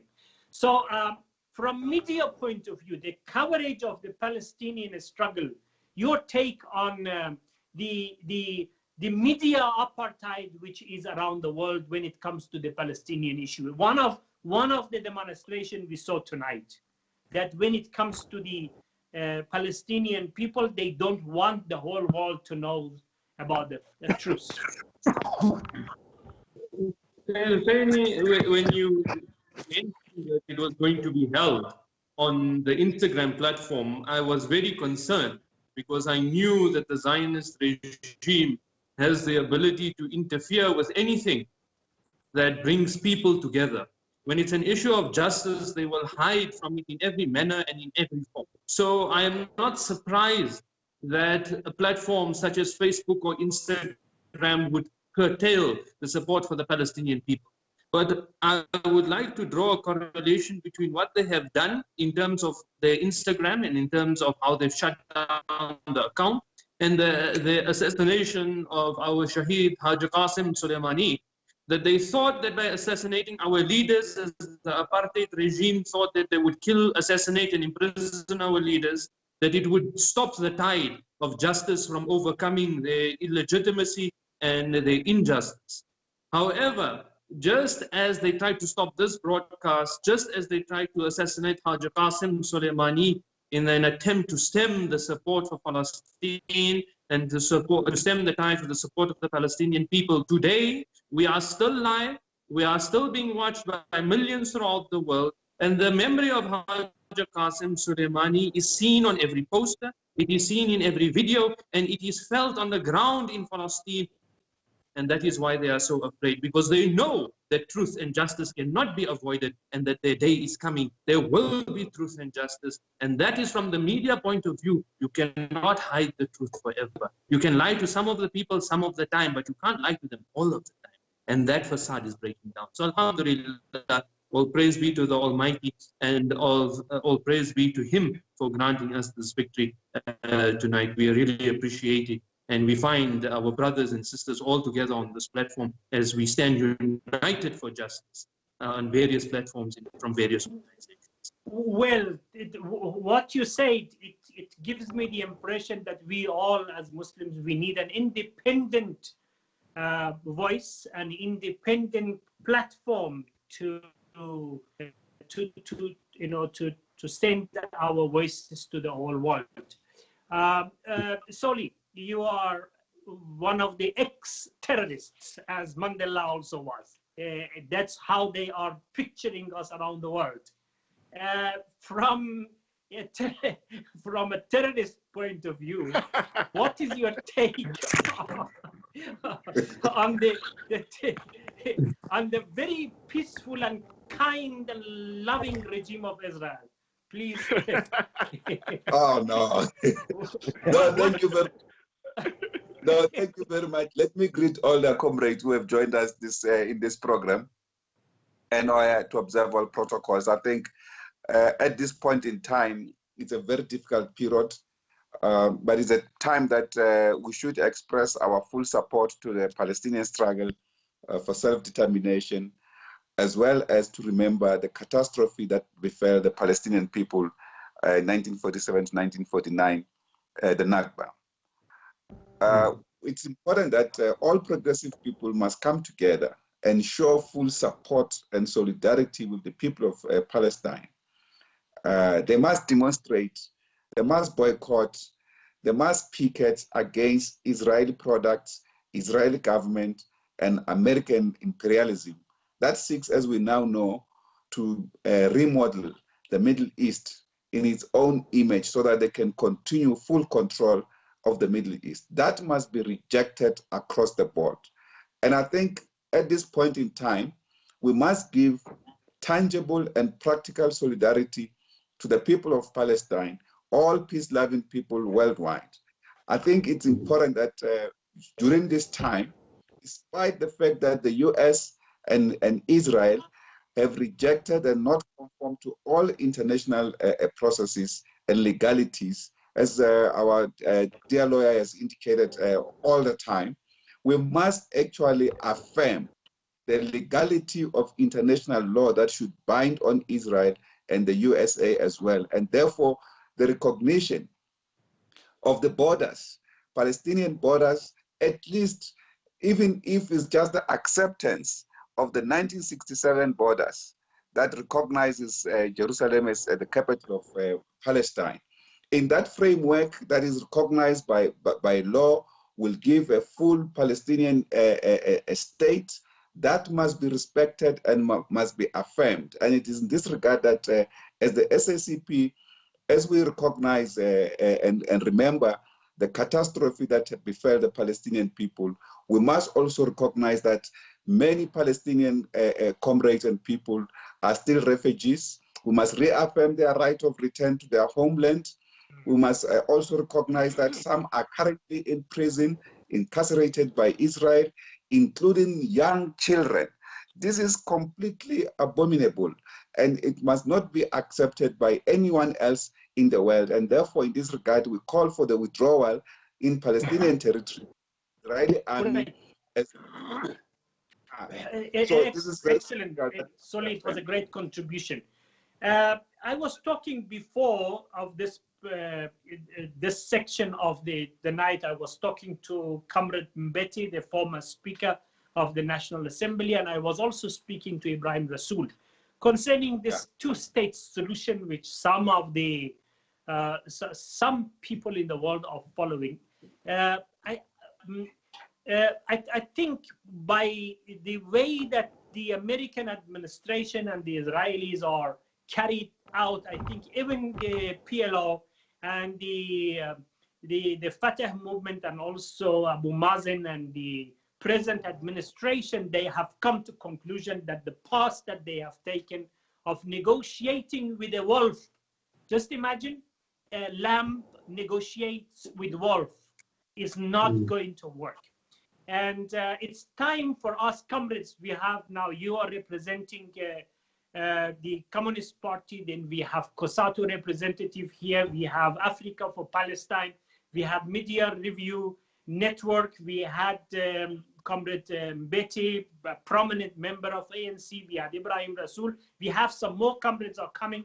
Look, it's time for South Africa to wake up. It's time for South Africa to forget about this two-state solution. Let us deal with the real fighters there. Let us start the relationship with the Hamas. Let us get to know those people who has got really determination to fight with the Israeli regime. Your take on that, Africa for Palestine, Comrade Tsitso.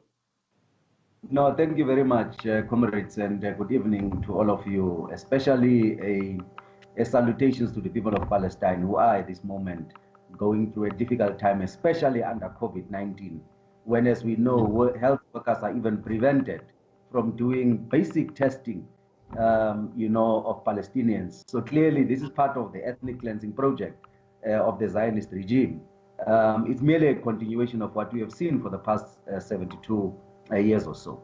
Now, I think the fundamental issue for us is really to talk about those basic rights, the right of return that Comrade Soli was talking about.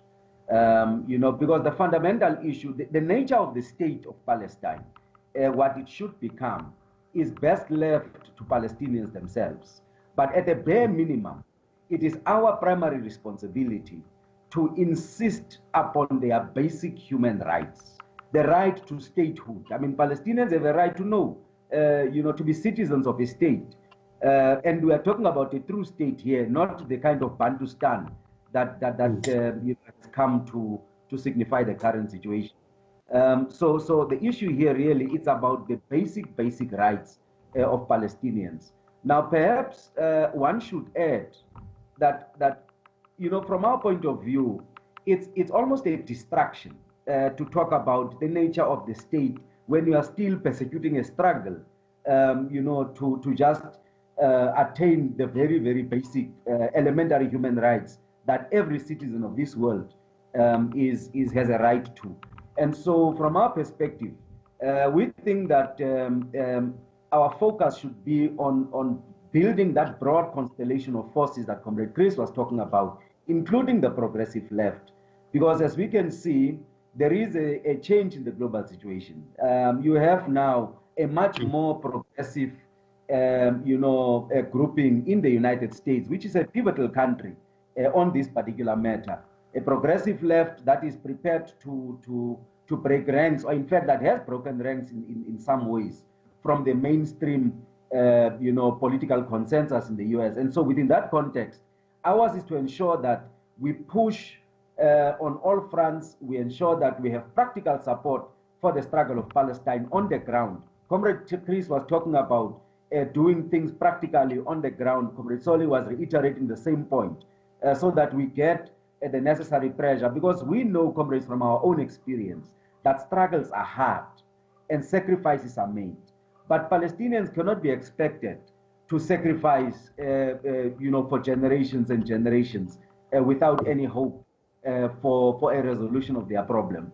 And as we see, you know, the U.S. dictations on what is happening in Palestine, the entire situation is going in the opposite direction. And so it behoves all of us to equally intensify all our efforts to bring about a just solution.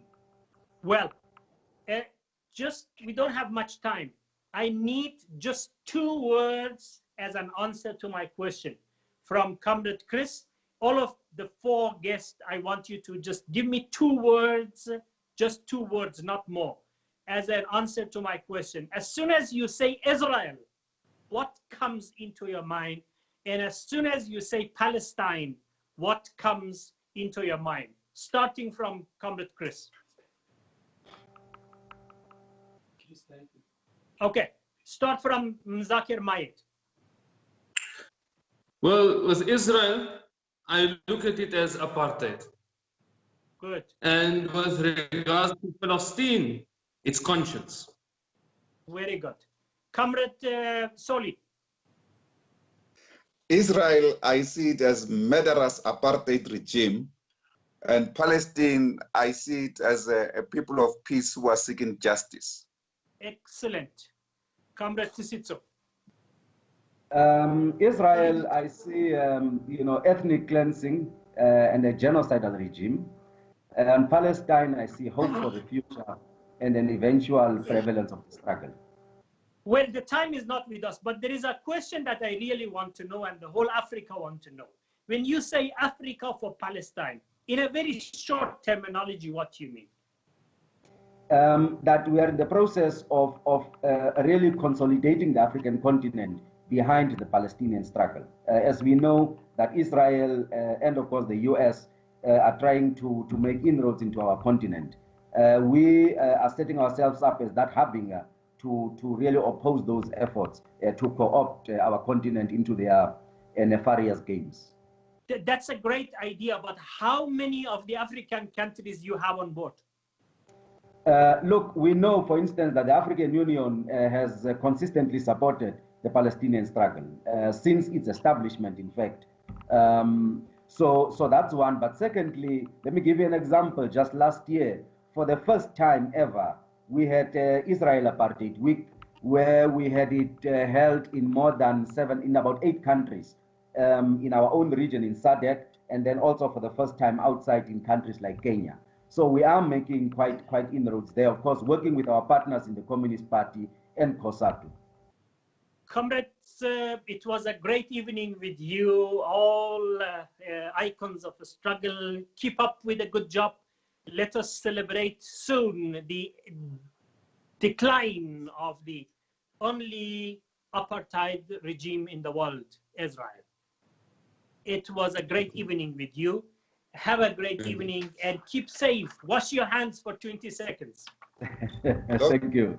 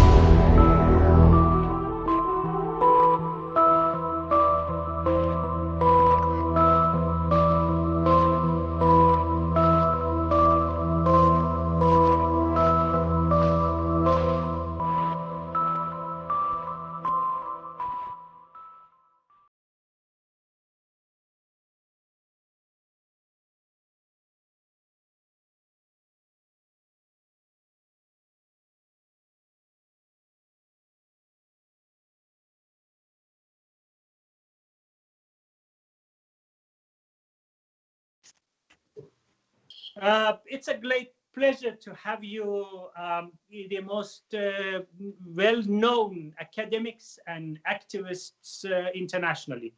We have Professor Marandi, and who doesn't know who is Professor Marandi? In South Africa, whenever there is a talk about analyzation of the Middle East, they always talk about Professor Marandi.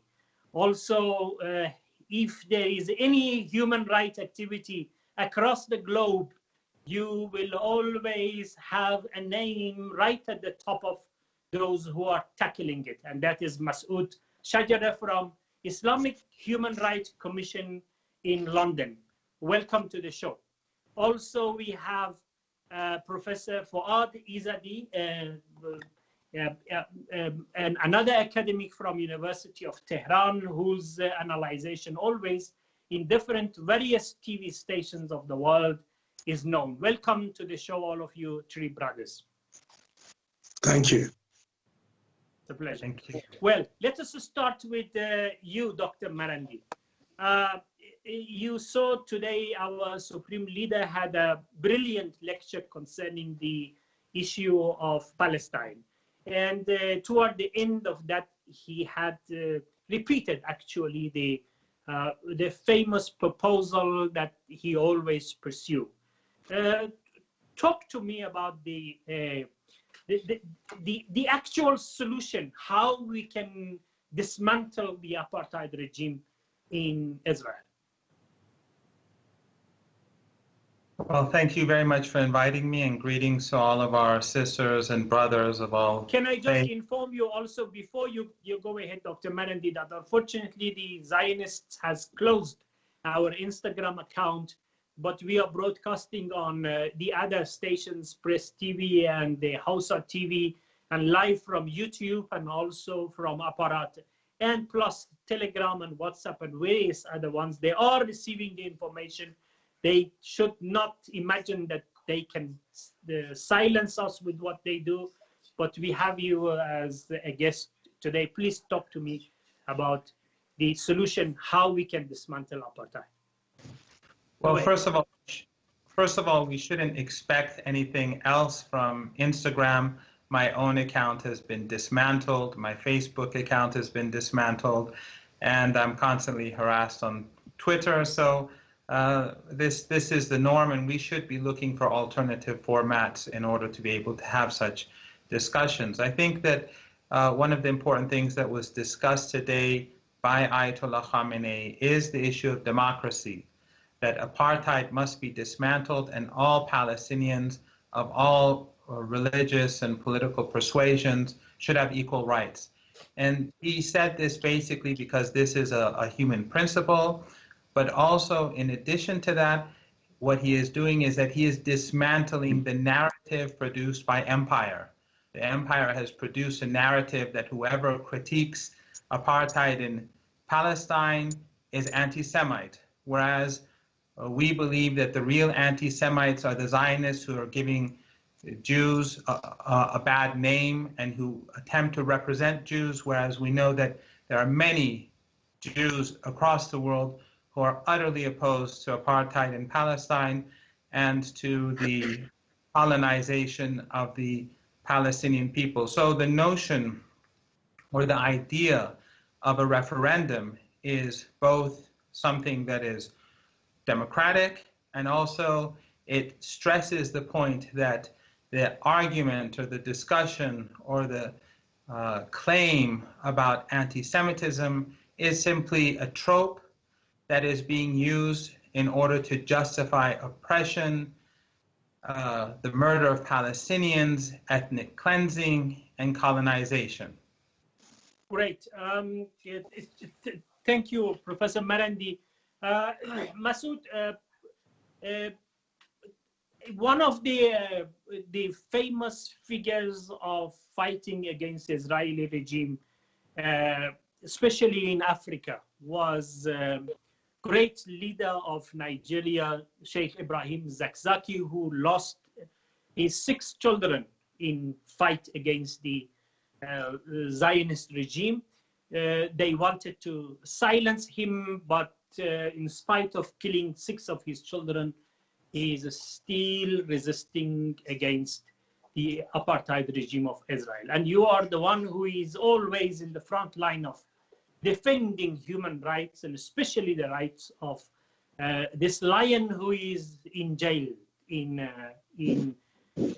prisons of Nigeria by the influences of the Saudis and also the apartheid regime of Israel. Can you tell us about the latest information that you have about Sheikh, and what can be done, what Africa should do, what the whole world should do for freedom of Sheikh Ibrahim Zakzaki, especially in this time that the corona has come and his life as a sick person in jail is in danger? Bismillah ar-Rahman ar-Rahim. First of all, thank you very much for having me and giving me this opportunity. My greetings and my salams to all the brothers and sisters who are viewing and my panelist brothers and friends. Look, the thing is this, that Sheikh Zakzaki, you mentioned vis-a-vis his situation standing against Zionism. I will come to that, but before that, let me tell you that the latest is that we just 2 days ago presented a report to International Court at Hague highlighting the extent of the killing and massacre which was committed by the Nigerian government systematically. Unfortunately, up to now, most of the international community refers to the numbers killed as between 300 to 400, which is the figures that the perpetrators of these atrocities are putting out.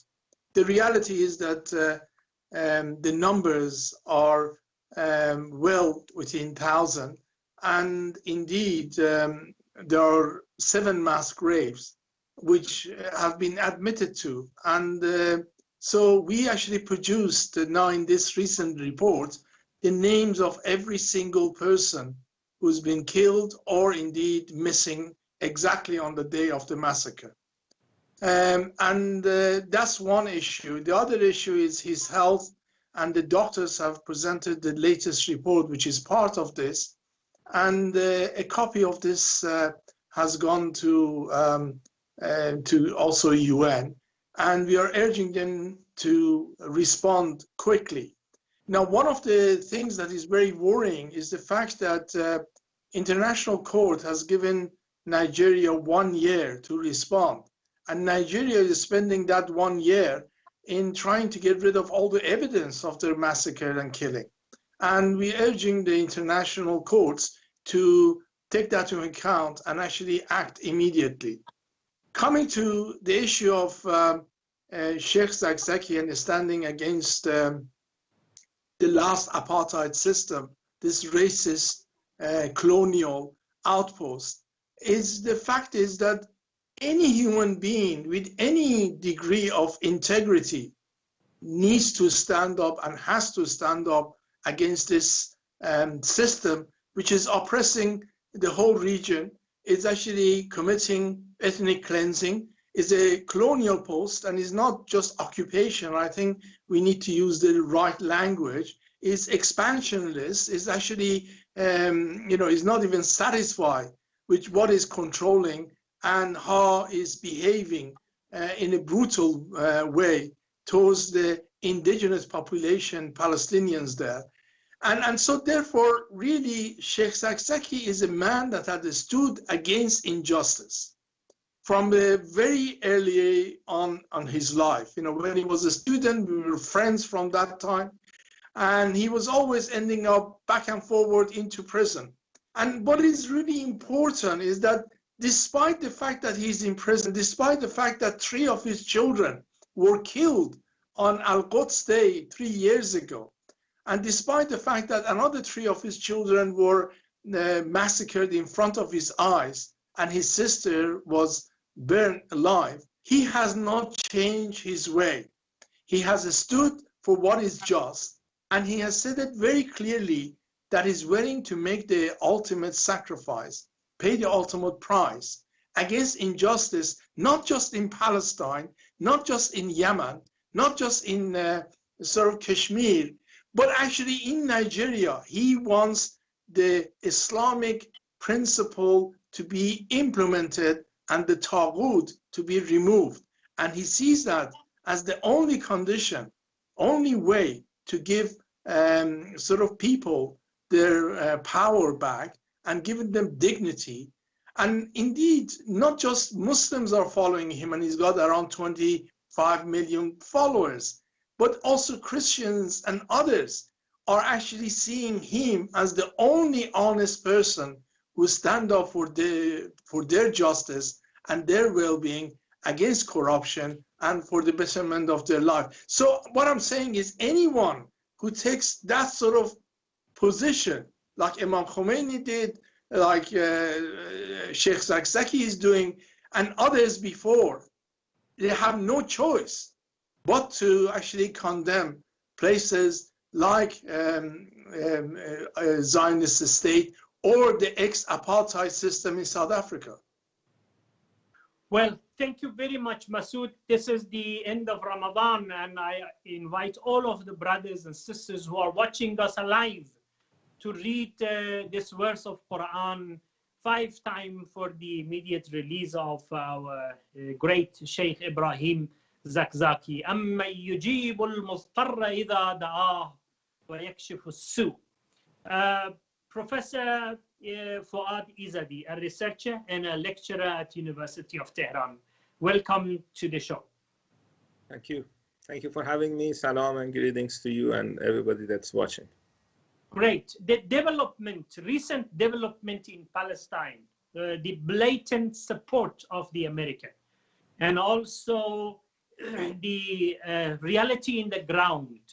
How much is the possibility of the Palestinian autonomy government of Fatah with the leadership of Abu Mazen comes to their senses when it comes to the reality in ground, and start actual struggle against the Israeli regime and cooperate with Hamas and take the level of struggle to a new level?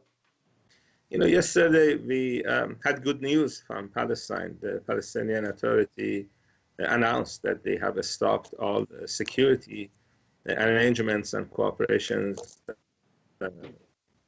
with the occupying forces. And this is the first time they have done that in many years. The Zionist regime actually used the Palestinian Authority to control the Palestinians for many years. And the fact that PA has stopped talking to the United States, they have stopped talking to the Israelis, is a sign that they understand that resistance is actually the only way they can achieve any of their goals. And continuing to negotiate with the enemies is not going to give them anything, not because negotiations is bad, it's because the other side uses the rhetoric of negotiations to basically justify their existence and continue with their occupation. And it's not real negotiations, it's a ploy to buy time and then create a situation on the ground that cannot be reversed, in their opinion. So we are seeing the fact that the Palestinian Authority is doing what Hamas and Islamic Jihad have been doing in the past, which is not falling for this type of ploys. And hopefully we have a united front of all Palestinian groups against occupation and for resistance. Thank you, Prof. Let me go back to Dr. Marandi.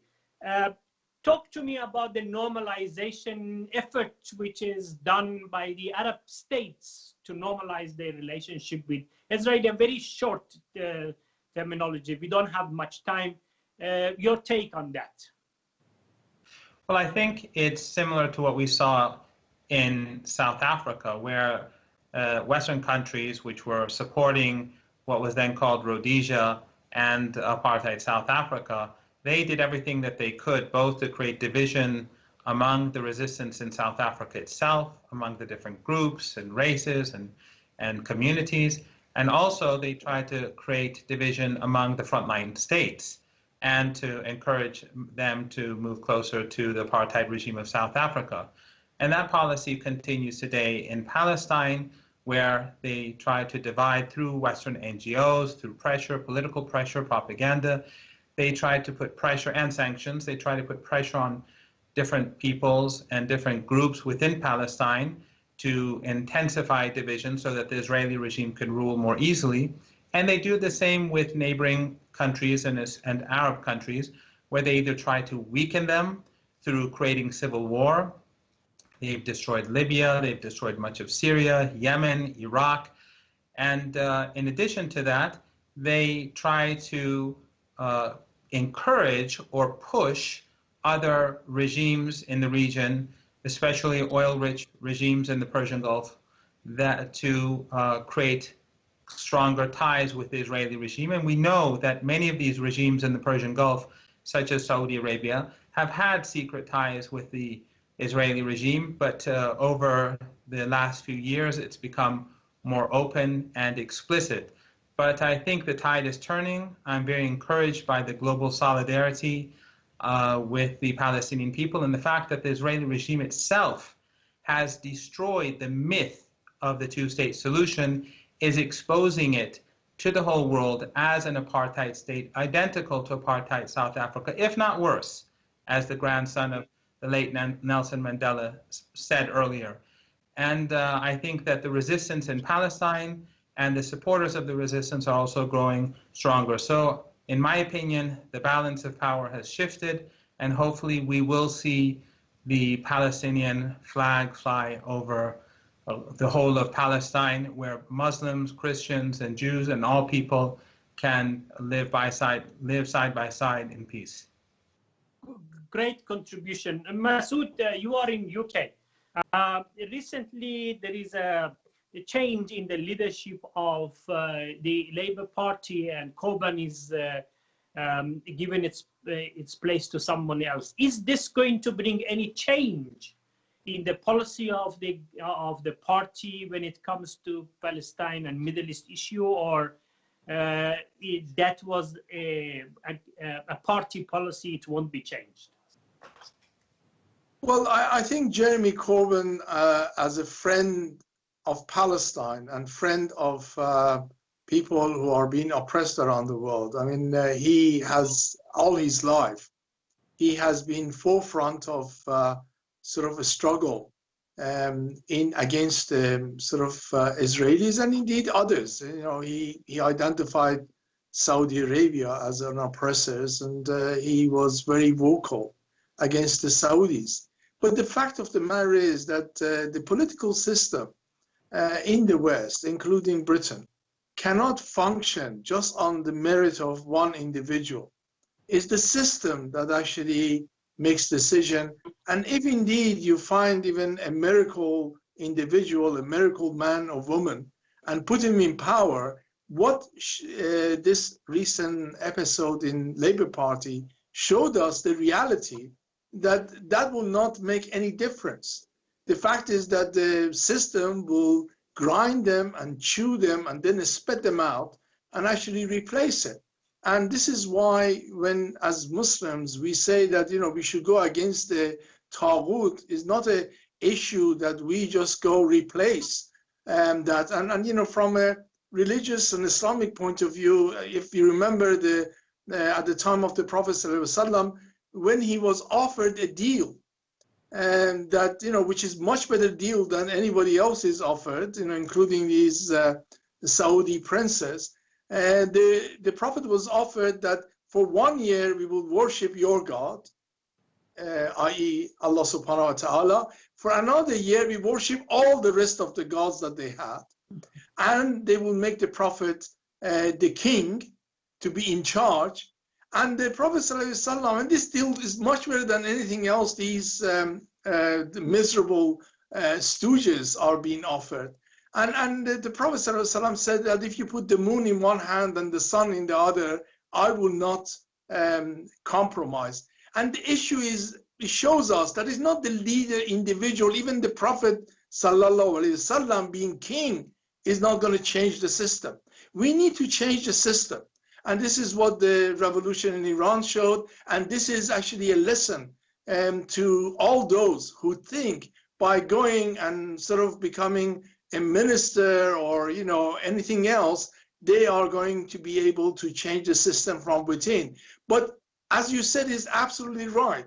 The Labour Party now has gone extremely back into the sort of hemisphere of the Zionist control. And you know, the whole thing wasn't against Jeremy Corbyn's policy as someone from left. It was all about the issue of Palestine and the Zionist state. And the fact of the matter is, unfortunately, this is a reality that unless we realize and unless we start moving in the right direction, we are going to be just become tools of the Taghut establishment, and we will be played into that system. Well, thank you very much. Very shortly, Professor Izadi, if you can just tell me about the deal of century in just 1 minute. What it's going to happen to deal of century? It's not going to succeed. No Palestinian organization or individual has supported the deal. because it's not a deal. It's a policy of making the occupation acceptable to the other side, and the other side is not going to accept being occupied. And the Arab governments that have supported it are sorry they have done it, and a few Arab governments have actually come out in real support. A lot of them supported in practice, but the reality is that people like Jared Kushner are not going to achieve any of their objectives, and Netanyahu is not going to be able to rule over Palestinian lands for much more time. Great. I end this panel of discussion with a common question that I ask anyone. As soon as you say Israel, what comes to your mind? And as soon as you say Palestine, what comes in your mind? Starting from Dr. Marandi.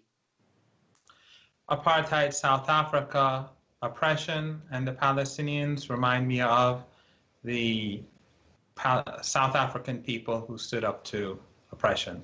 Great takes. Shajara? Well, colonialism, oppressors, and vis-a-vis Palestinians oppressed, but with dignity and honor, standing against injustice. Prof. Izadi. Victory and defeat. Great. Thank you very much. Guys, be aware of Corona. Be careful. Wash your hands for 20 seconds and stay safe. It was a pleasure having you all in this panel discussion. Hopefully, we are going to have more such a kind of discussions in future.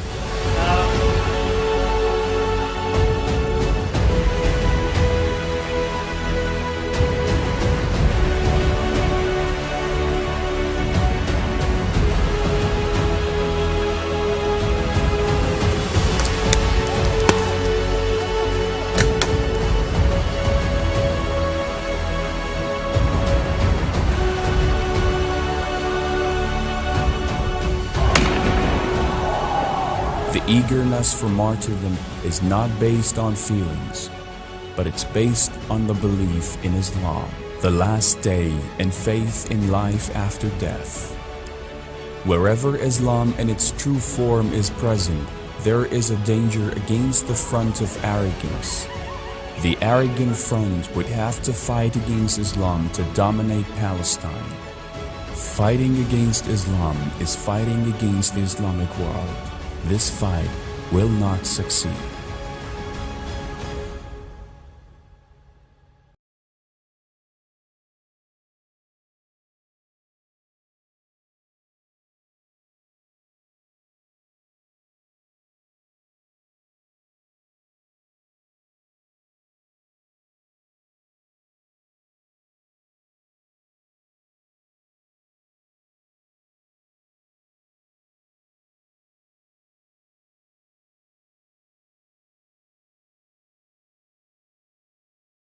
Clip finished or okay? We have Sheikh Shoaib from Cape Town, the chairperson of Abixa, Ahlul Bayt Council of South Africa.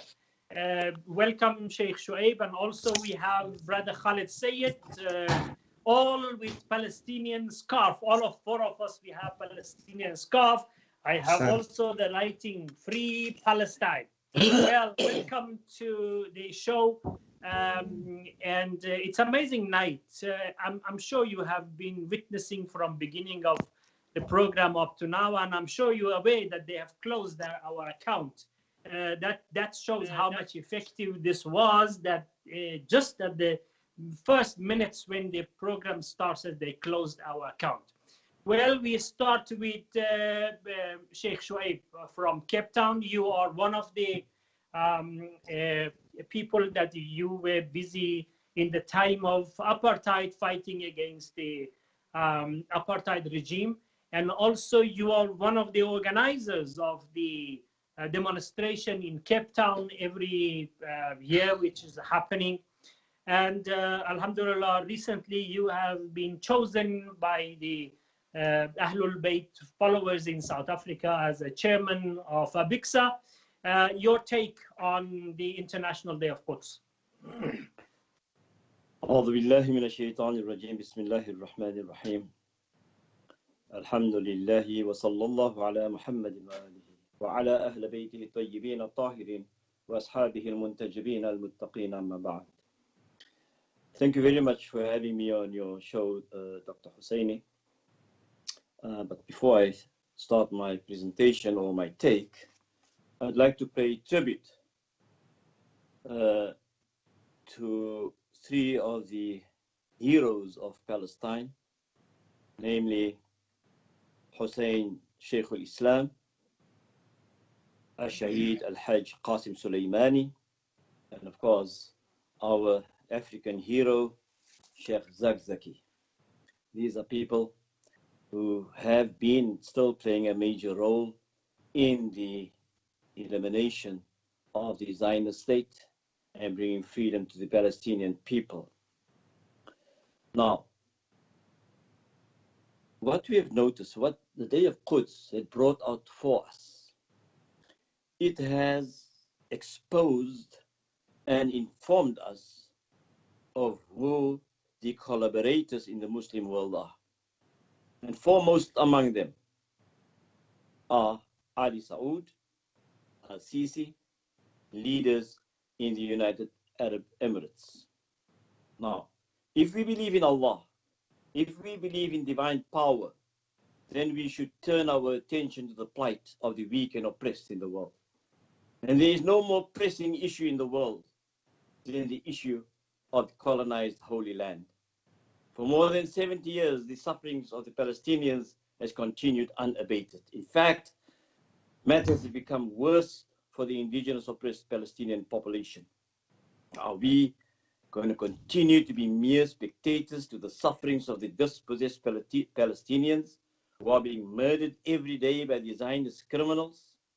We look at the United Nations. They've become nothing more than a toothless dog. If we claim to believe in the glorious Quran, why do we not take our lessons and guidance from our holy book? Islam is extremely strict when it comes to violators and aggressors. Yet we find Muslim heads of state collaborating with America and the cancerous Zionist Israelis. The time has come for us to realize that these heads of the Muslim nation states will soon be confined to the dead bins of history. Yes, I have heard the speech of our leader, Ayatollah Khamenei, but I'm of course also concerned when he mentions about the referendum. And what concerns me is, if you look at the conditions of Western Sahara, people have been speaking of a referendum for more than 30 years almost, and nothing had happened. And we know that the Israelis are more crooked than the Moroccans can ever be. So I'm afraid at this point in time, I'm not feeling very comfortable with the referendum being called for in the occupied lands of Palestine. Now, all the powers and the so-called superpowers have joined hands to stop the Palestinians from achieving their goal. There are those who claim to care about the Palestinians, but their care does not extend to seeing the Palestinians gain victory over the Zionist Israelis. And by remaining silent, by compromising, by collaborating, and just looking on, they stop the Palestinians from gaining their victory. For the victory of the Palestinians would be a victory for Islam. Sheikh, what I understood is that you are not for the referendum in Palestine. What I say, I'm concerned looking at the history of Morocco, where the United Nations had called for a referendum in occupied Western Sahara for more than 30 years. What is the solution? The referendum has not taken place. What is the alternative? What other solution you can? I'm coming to the alternative. I will come to the alternative. But so by just please short, because we don't have much time. Yes. There's not. I won't take much of your time. For the victory of the Palestinians, it would certainly be a victory for Islam. And they know very well that a victory for Islam would put a stop to the hegemony in the Middle East. And therefore, all the Shiatini despots have come together to stop the growth of Islam. The time has come for the liberation of Palestine and for the annihilation of the Zionist virus state. And that time is now. Muslims should not be hesitant in confronting the Zionist virus state. Allah subhanahu has made it clear for us in His glorious Quran. And the proof of what Allah says can be clearly seen on the ground on a daily basis. Allah subhanahu says in Surah Al-Ma'idah, لَتَجِدَنَّ أَشَدَّ النَّاسِ عَدَاوَةً لِلَّذِينَ آمَنُوا الْيَهُودُ وَالَّذِينَ أَشْرَكُوا. Now certainly, says Allah, you will find the most violent of people in enmity for الَّذِينَ آمَنُوا to be the Jews, those who say they are Jews, the political Jews, and those who are الَّذِينَ أَشْرَكُوا. Let us now try to define, according to this verse, who are الَّذِينَ آمَنُوا. Would you know that? الَّذِينَ آمَنُوا is you. It is you. And how do you know that? Because, how do you know you are الَّذِينَ آمَنُوا?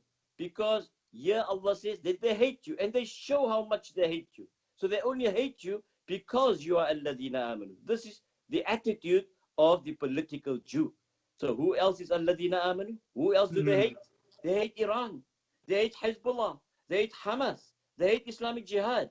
So when the political Jew hates you, it means that you are الَّذِينَ آمَنُوا. Now let us look at الَّذِينَ أَشْرَكُوا. Here the word shirk is mentioned, but in this context, it does not refer to those who worship anything other than Allah. It refers to those who meddle in the affairs and interfere in the mulk of Allah.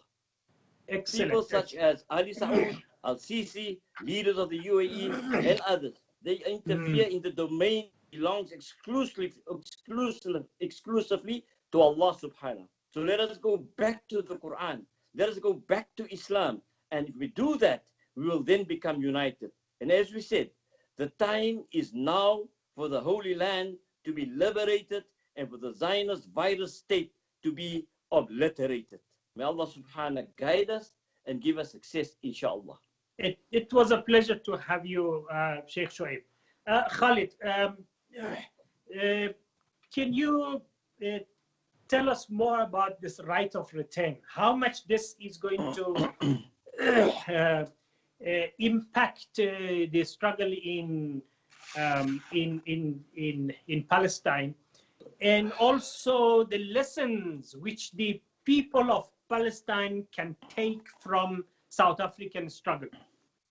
That the notion that you can't, as I earlier mentioned, that I have spoken to Ahmed Katrada, I have spoken to late Fatima Mir, I was speaking to her husband, and so many icons of struggle, about 70 of them. And I asked them concerning how much impact the victory of Islamic Revolution had in South Africa. Especially Ahmed Katrada said to me that we have lost our hope, but when we heard that the Iranian nation managed to get rid of Shah, we came to conclusion that we also can do. Tell us what lessons the people of Palestine can get from the struggle in South Africa. Assalamu alaikum wa rahmatullahi wa barakatuh to you, Sayyid, and to the guests. Firstly, I think that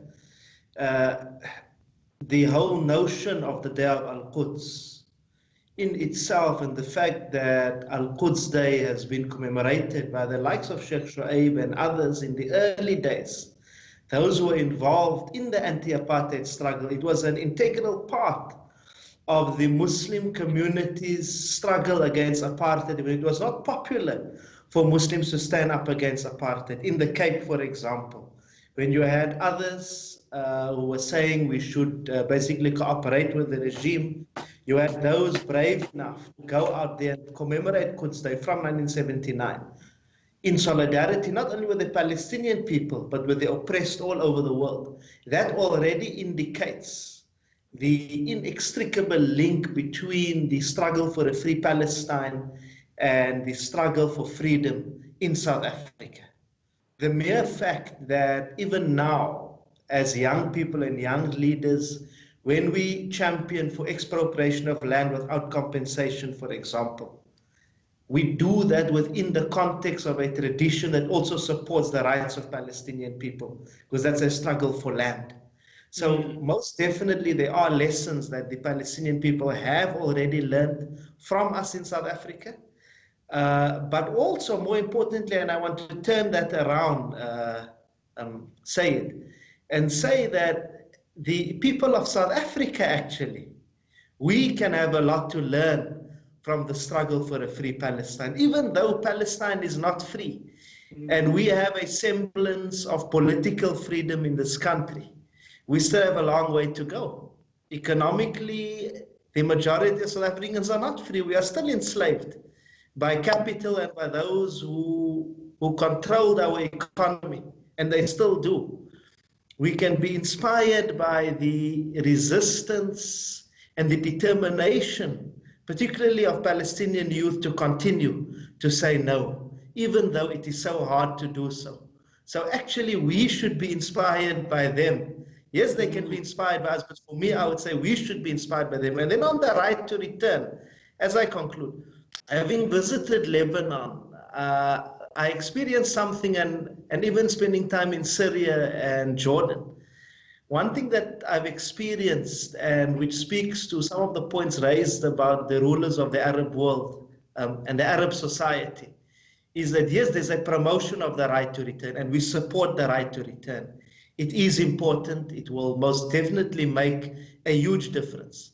But we must also warn Arab society outside of Palestine not to utilize the argument of right to return to suppress Palestinians where they live as refugees, where their rights are stripped from them. For example, in Lebanon, we find that.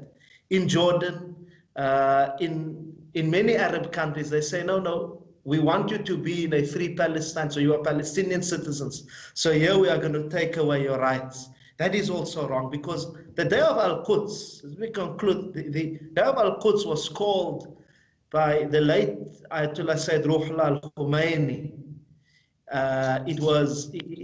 It's an embodiment of a tradition of sacrifice, a tradition of struggle that is divinely rooted, a tradition that says, through the words of Imam Ali alayhi salam, who was martyred during this month, which says, and be opponents of the oppressor, whoever he may be, and helpers of the oppressed, whoever it may be. It's an embodiment of a tradition of Karbala. So it doesn't mean that our opponent is only, in a sense, the Zionists in Israel. Our opponent is even those people who want to utilize the right of return to suppress oppressed Palestinian people inside of the Arab lands. And that really we really need to be firm on that. Our opponent is also those who are sowing sectarianism in the Muslim world, the ISIS, who are no different to the Donald Trumps of this world. I thank you. Great. Khalid Said, it was an excellent contribution. Well, we have left the best for the last, and that is the poetry by Sister Shabnam Palesa Muhammad. Well, first thing, there is something behind you. I'm just wondering, I'm curious to read what is written behind you there. You be my, will you be my Palestine? Yeah, that is your poetry. That is your poetry. Great. Yes. Great. Yes. Excellent. Okay. Yes, But yes. now your name, Palesa, is an African name, but you look more Yes, it Indian. Can you explain about that before we read your poetry? Alhamdulillah. Greetings of revolutionary peace to all of our viewers and listeners. Assalamu alaikum. So yes, my middle name is Palesa, which is a Sesotho name. It means flower. My first name, Shabnam, means dewdrops, Persian as well. When I was in hospital for migraines, I had some African mothers in conversation about race and identity. And they were so interested in what I had to say about why African women would change their names from Sibongile to Happiness because someone doesn't want to pronounce Sibongile, that they wanted to give me an Nguni name. So Shabnam means dewdrops. The equivalent in isiZulu for flower is Mbali. I said, that's nice. Palesa in Sesotho is closest to Palestine. And so Palesa became a part of my name. Alhamdulillah. Oh, so Palesa is just because it is like Palestine, Palesa. Being a poet, you have chosen a beautiful, beautiful explanation. Thank you very much. The whole world wants to listen to your poetry. Alhamdulillah. So this poem is called Will You Be My Palestine? It was written and inspired by South Africa's Human Rights Day in 2017. And this is the poem, inshallah. Will you be my Palestine? Will you be my Palestine? Will you be my Palestine?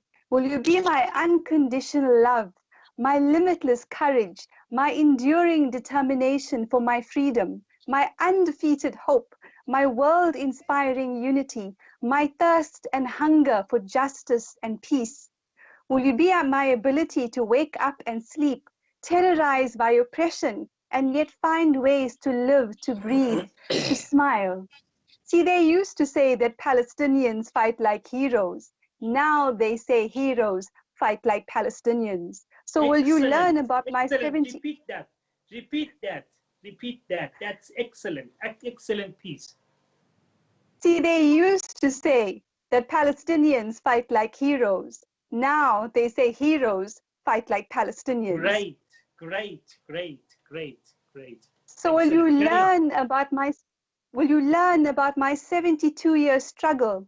Teach others the whole truth and never ever forget me. Will you be my stolen land, my poisoned water, my crops, my soil, my homes, my animals, my human rights, my olive trees, my life? Will you talk about my dompas, my occupation, my torture, my detention, my massacred people and seas of blood and blood and blood?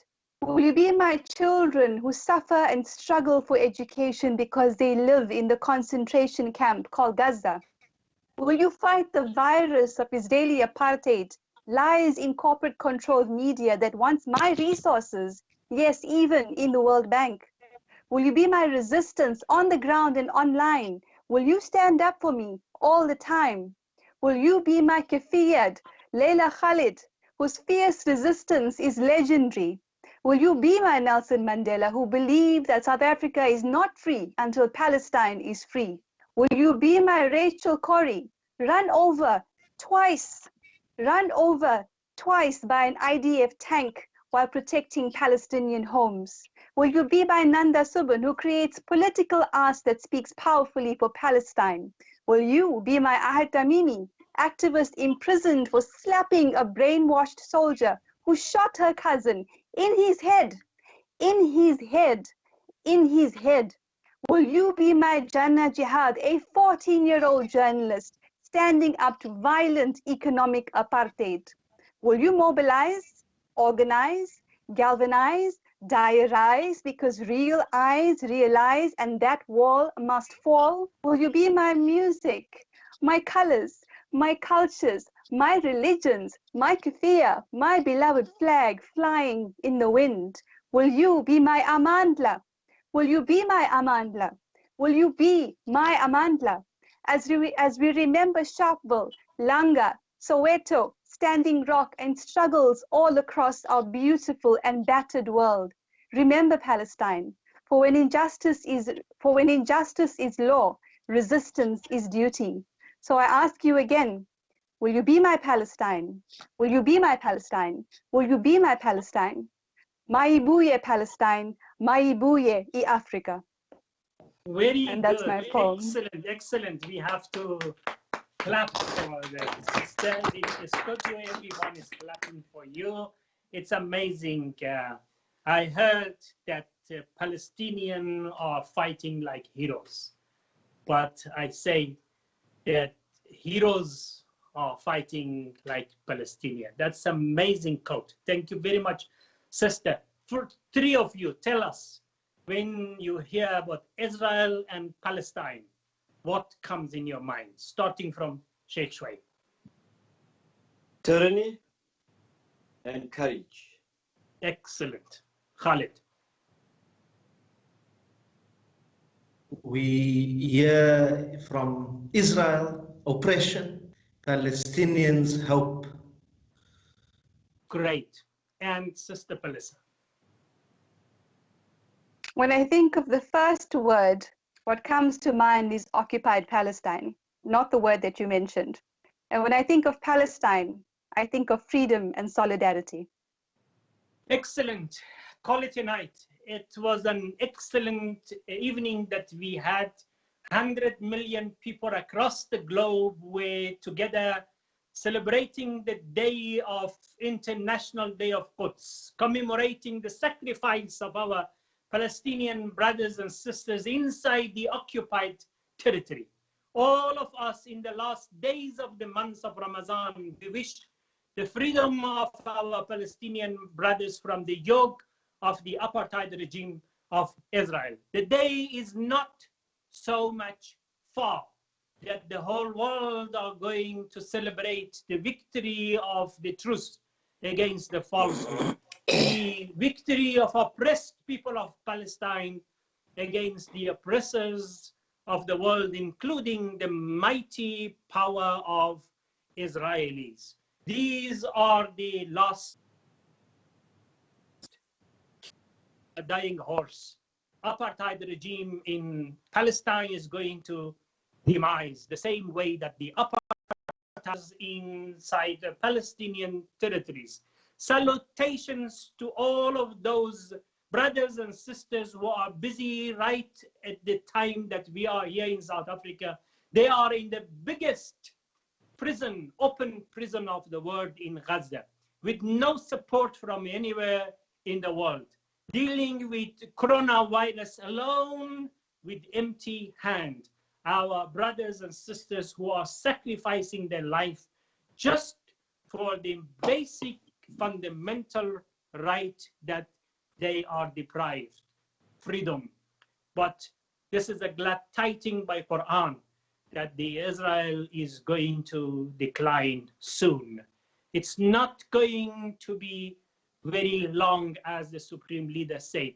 The COVID-1948 is about to be dealt with, and the apartheid regime is about to die. وآخر دعوانا أن الحمد لله رب العالمين. Takbir.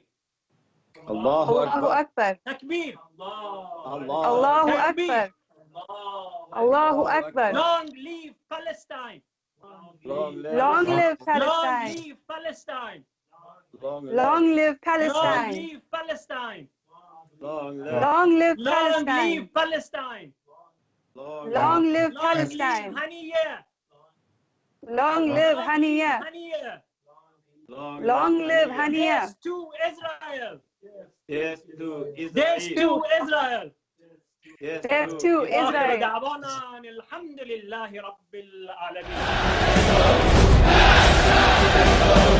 انشاءالله به توفیق الهی تا 25 سال دیگه چیزی به نام رژیم صهیونیستی در منطقه وجود نخواهد داشت به فضل الهی.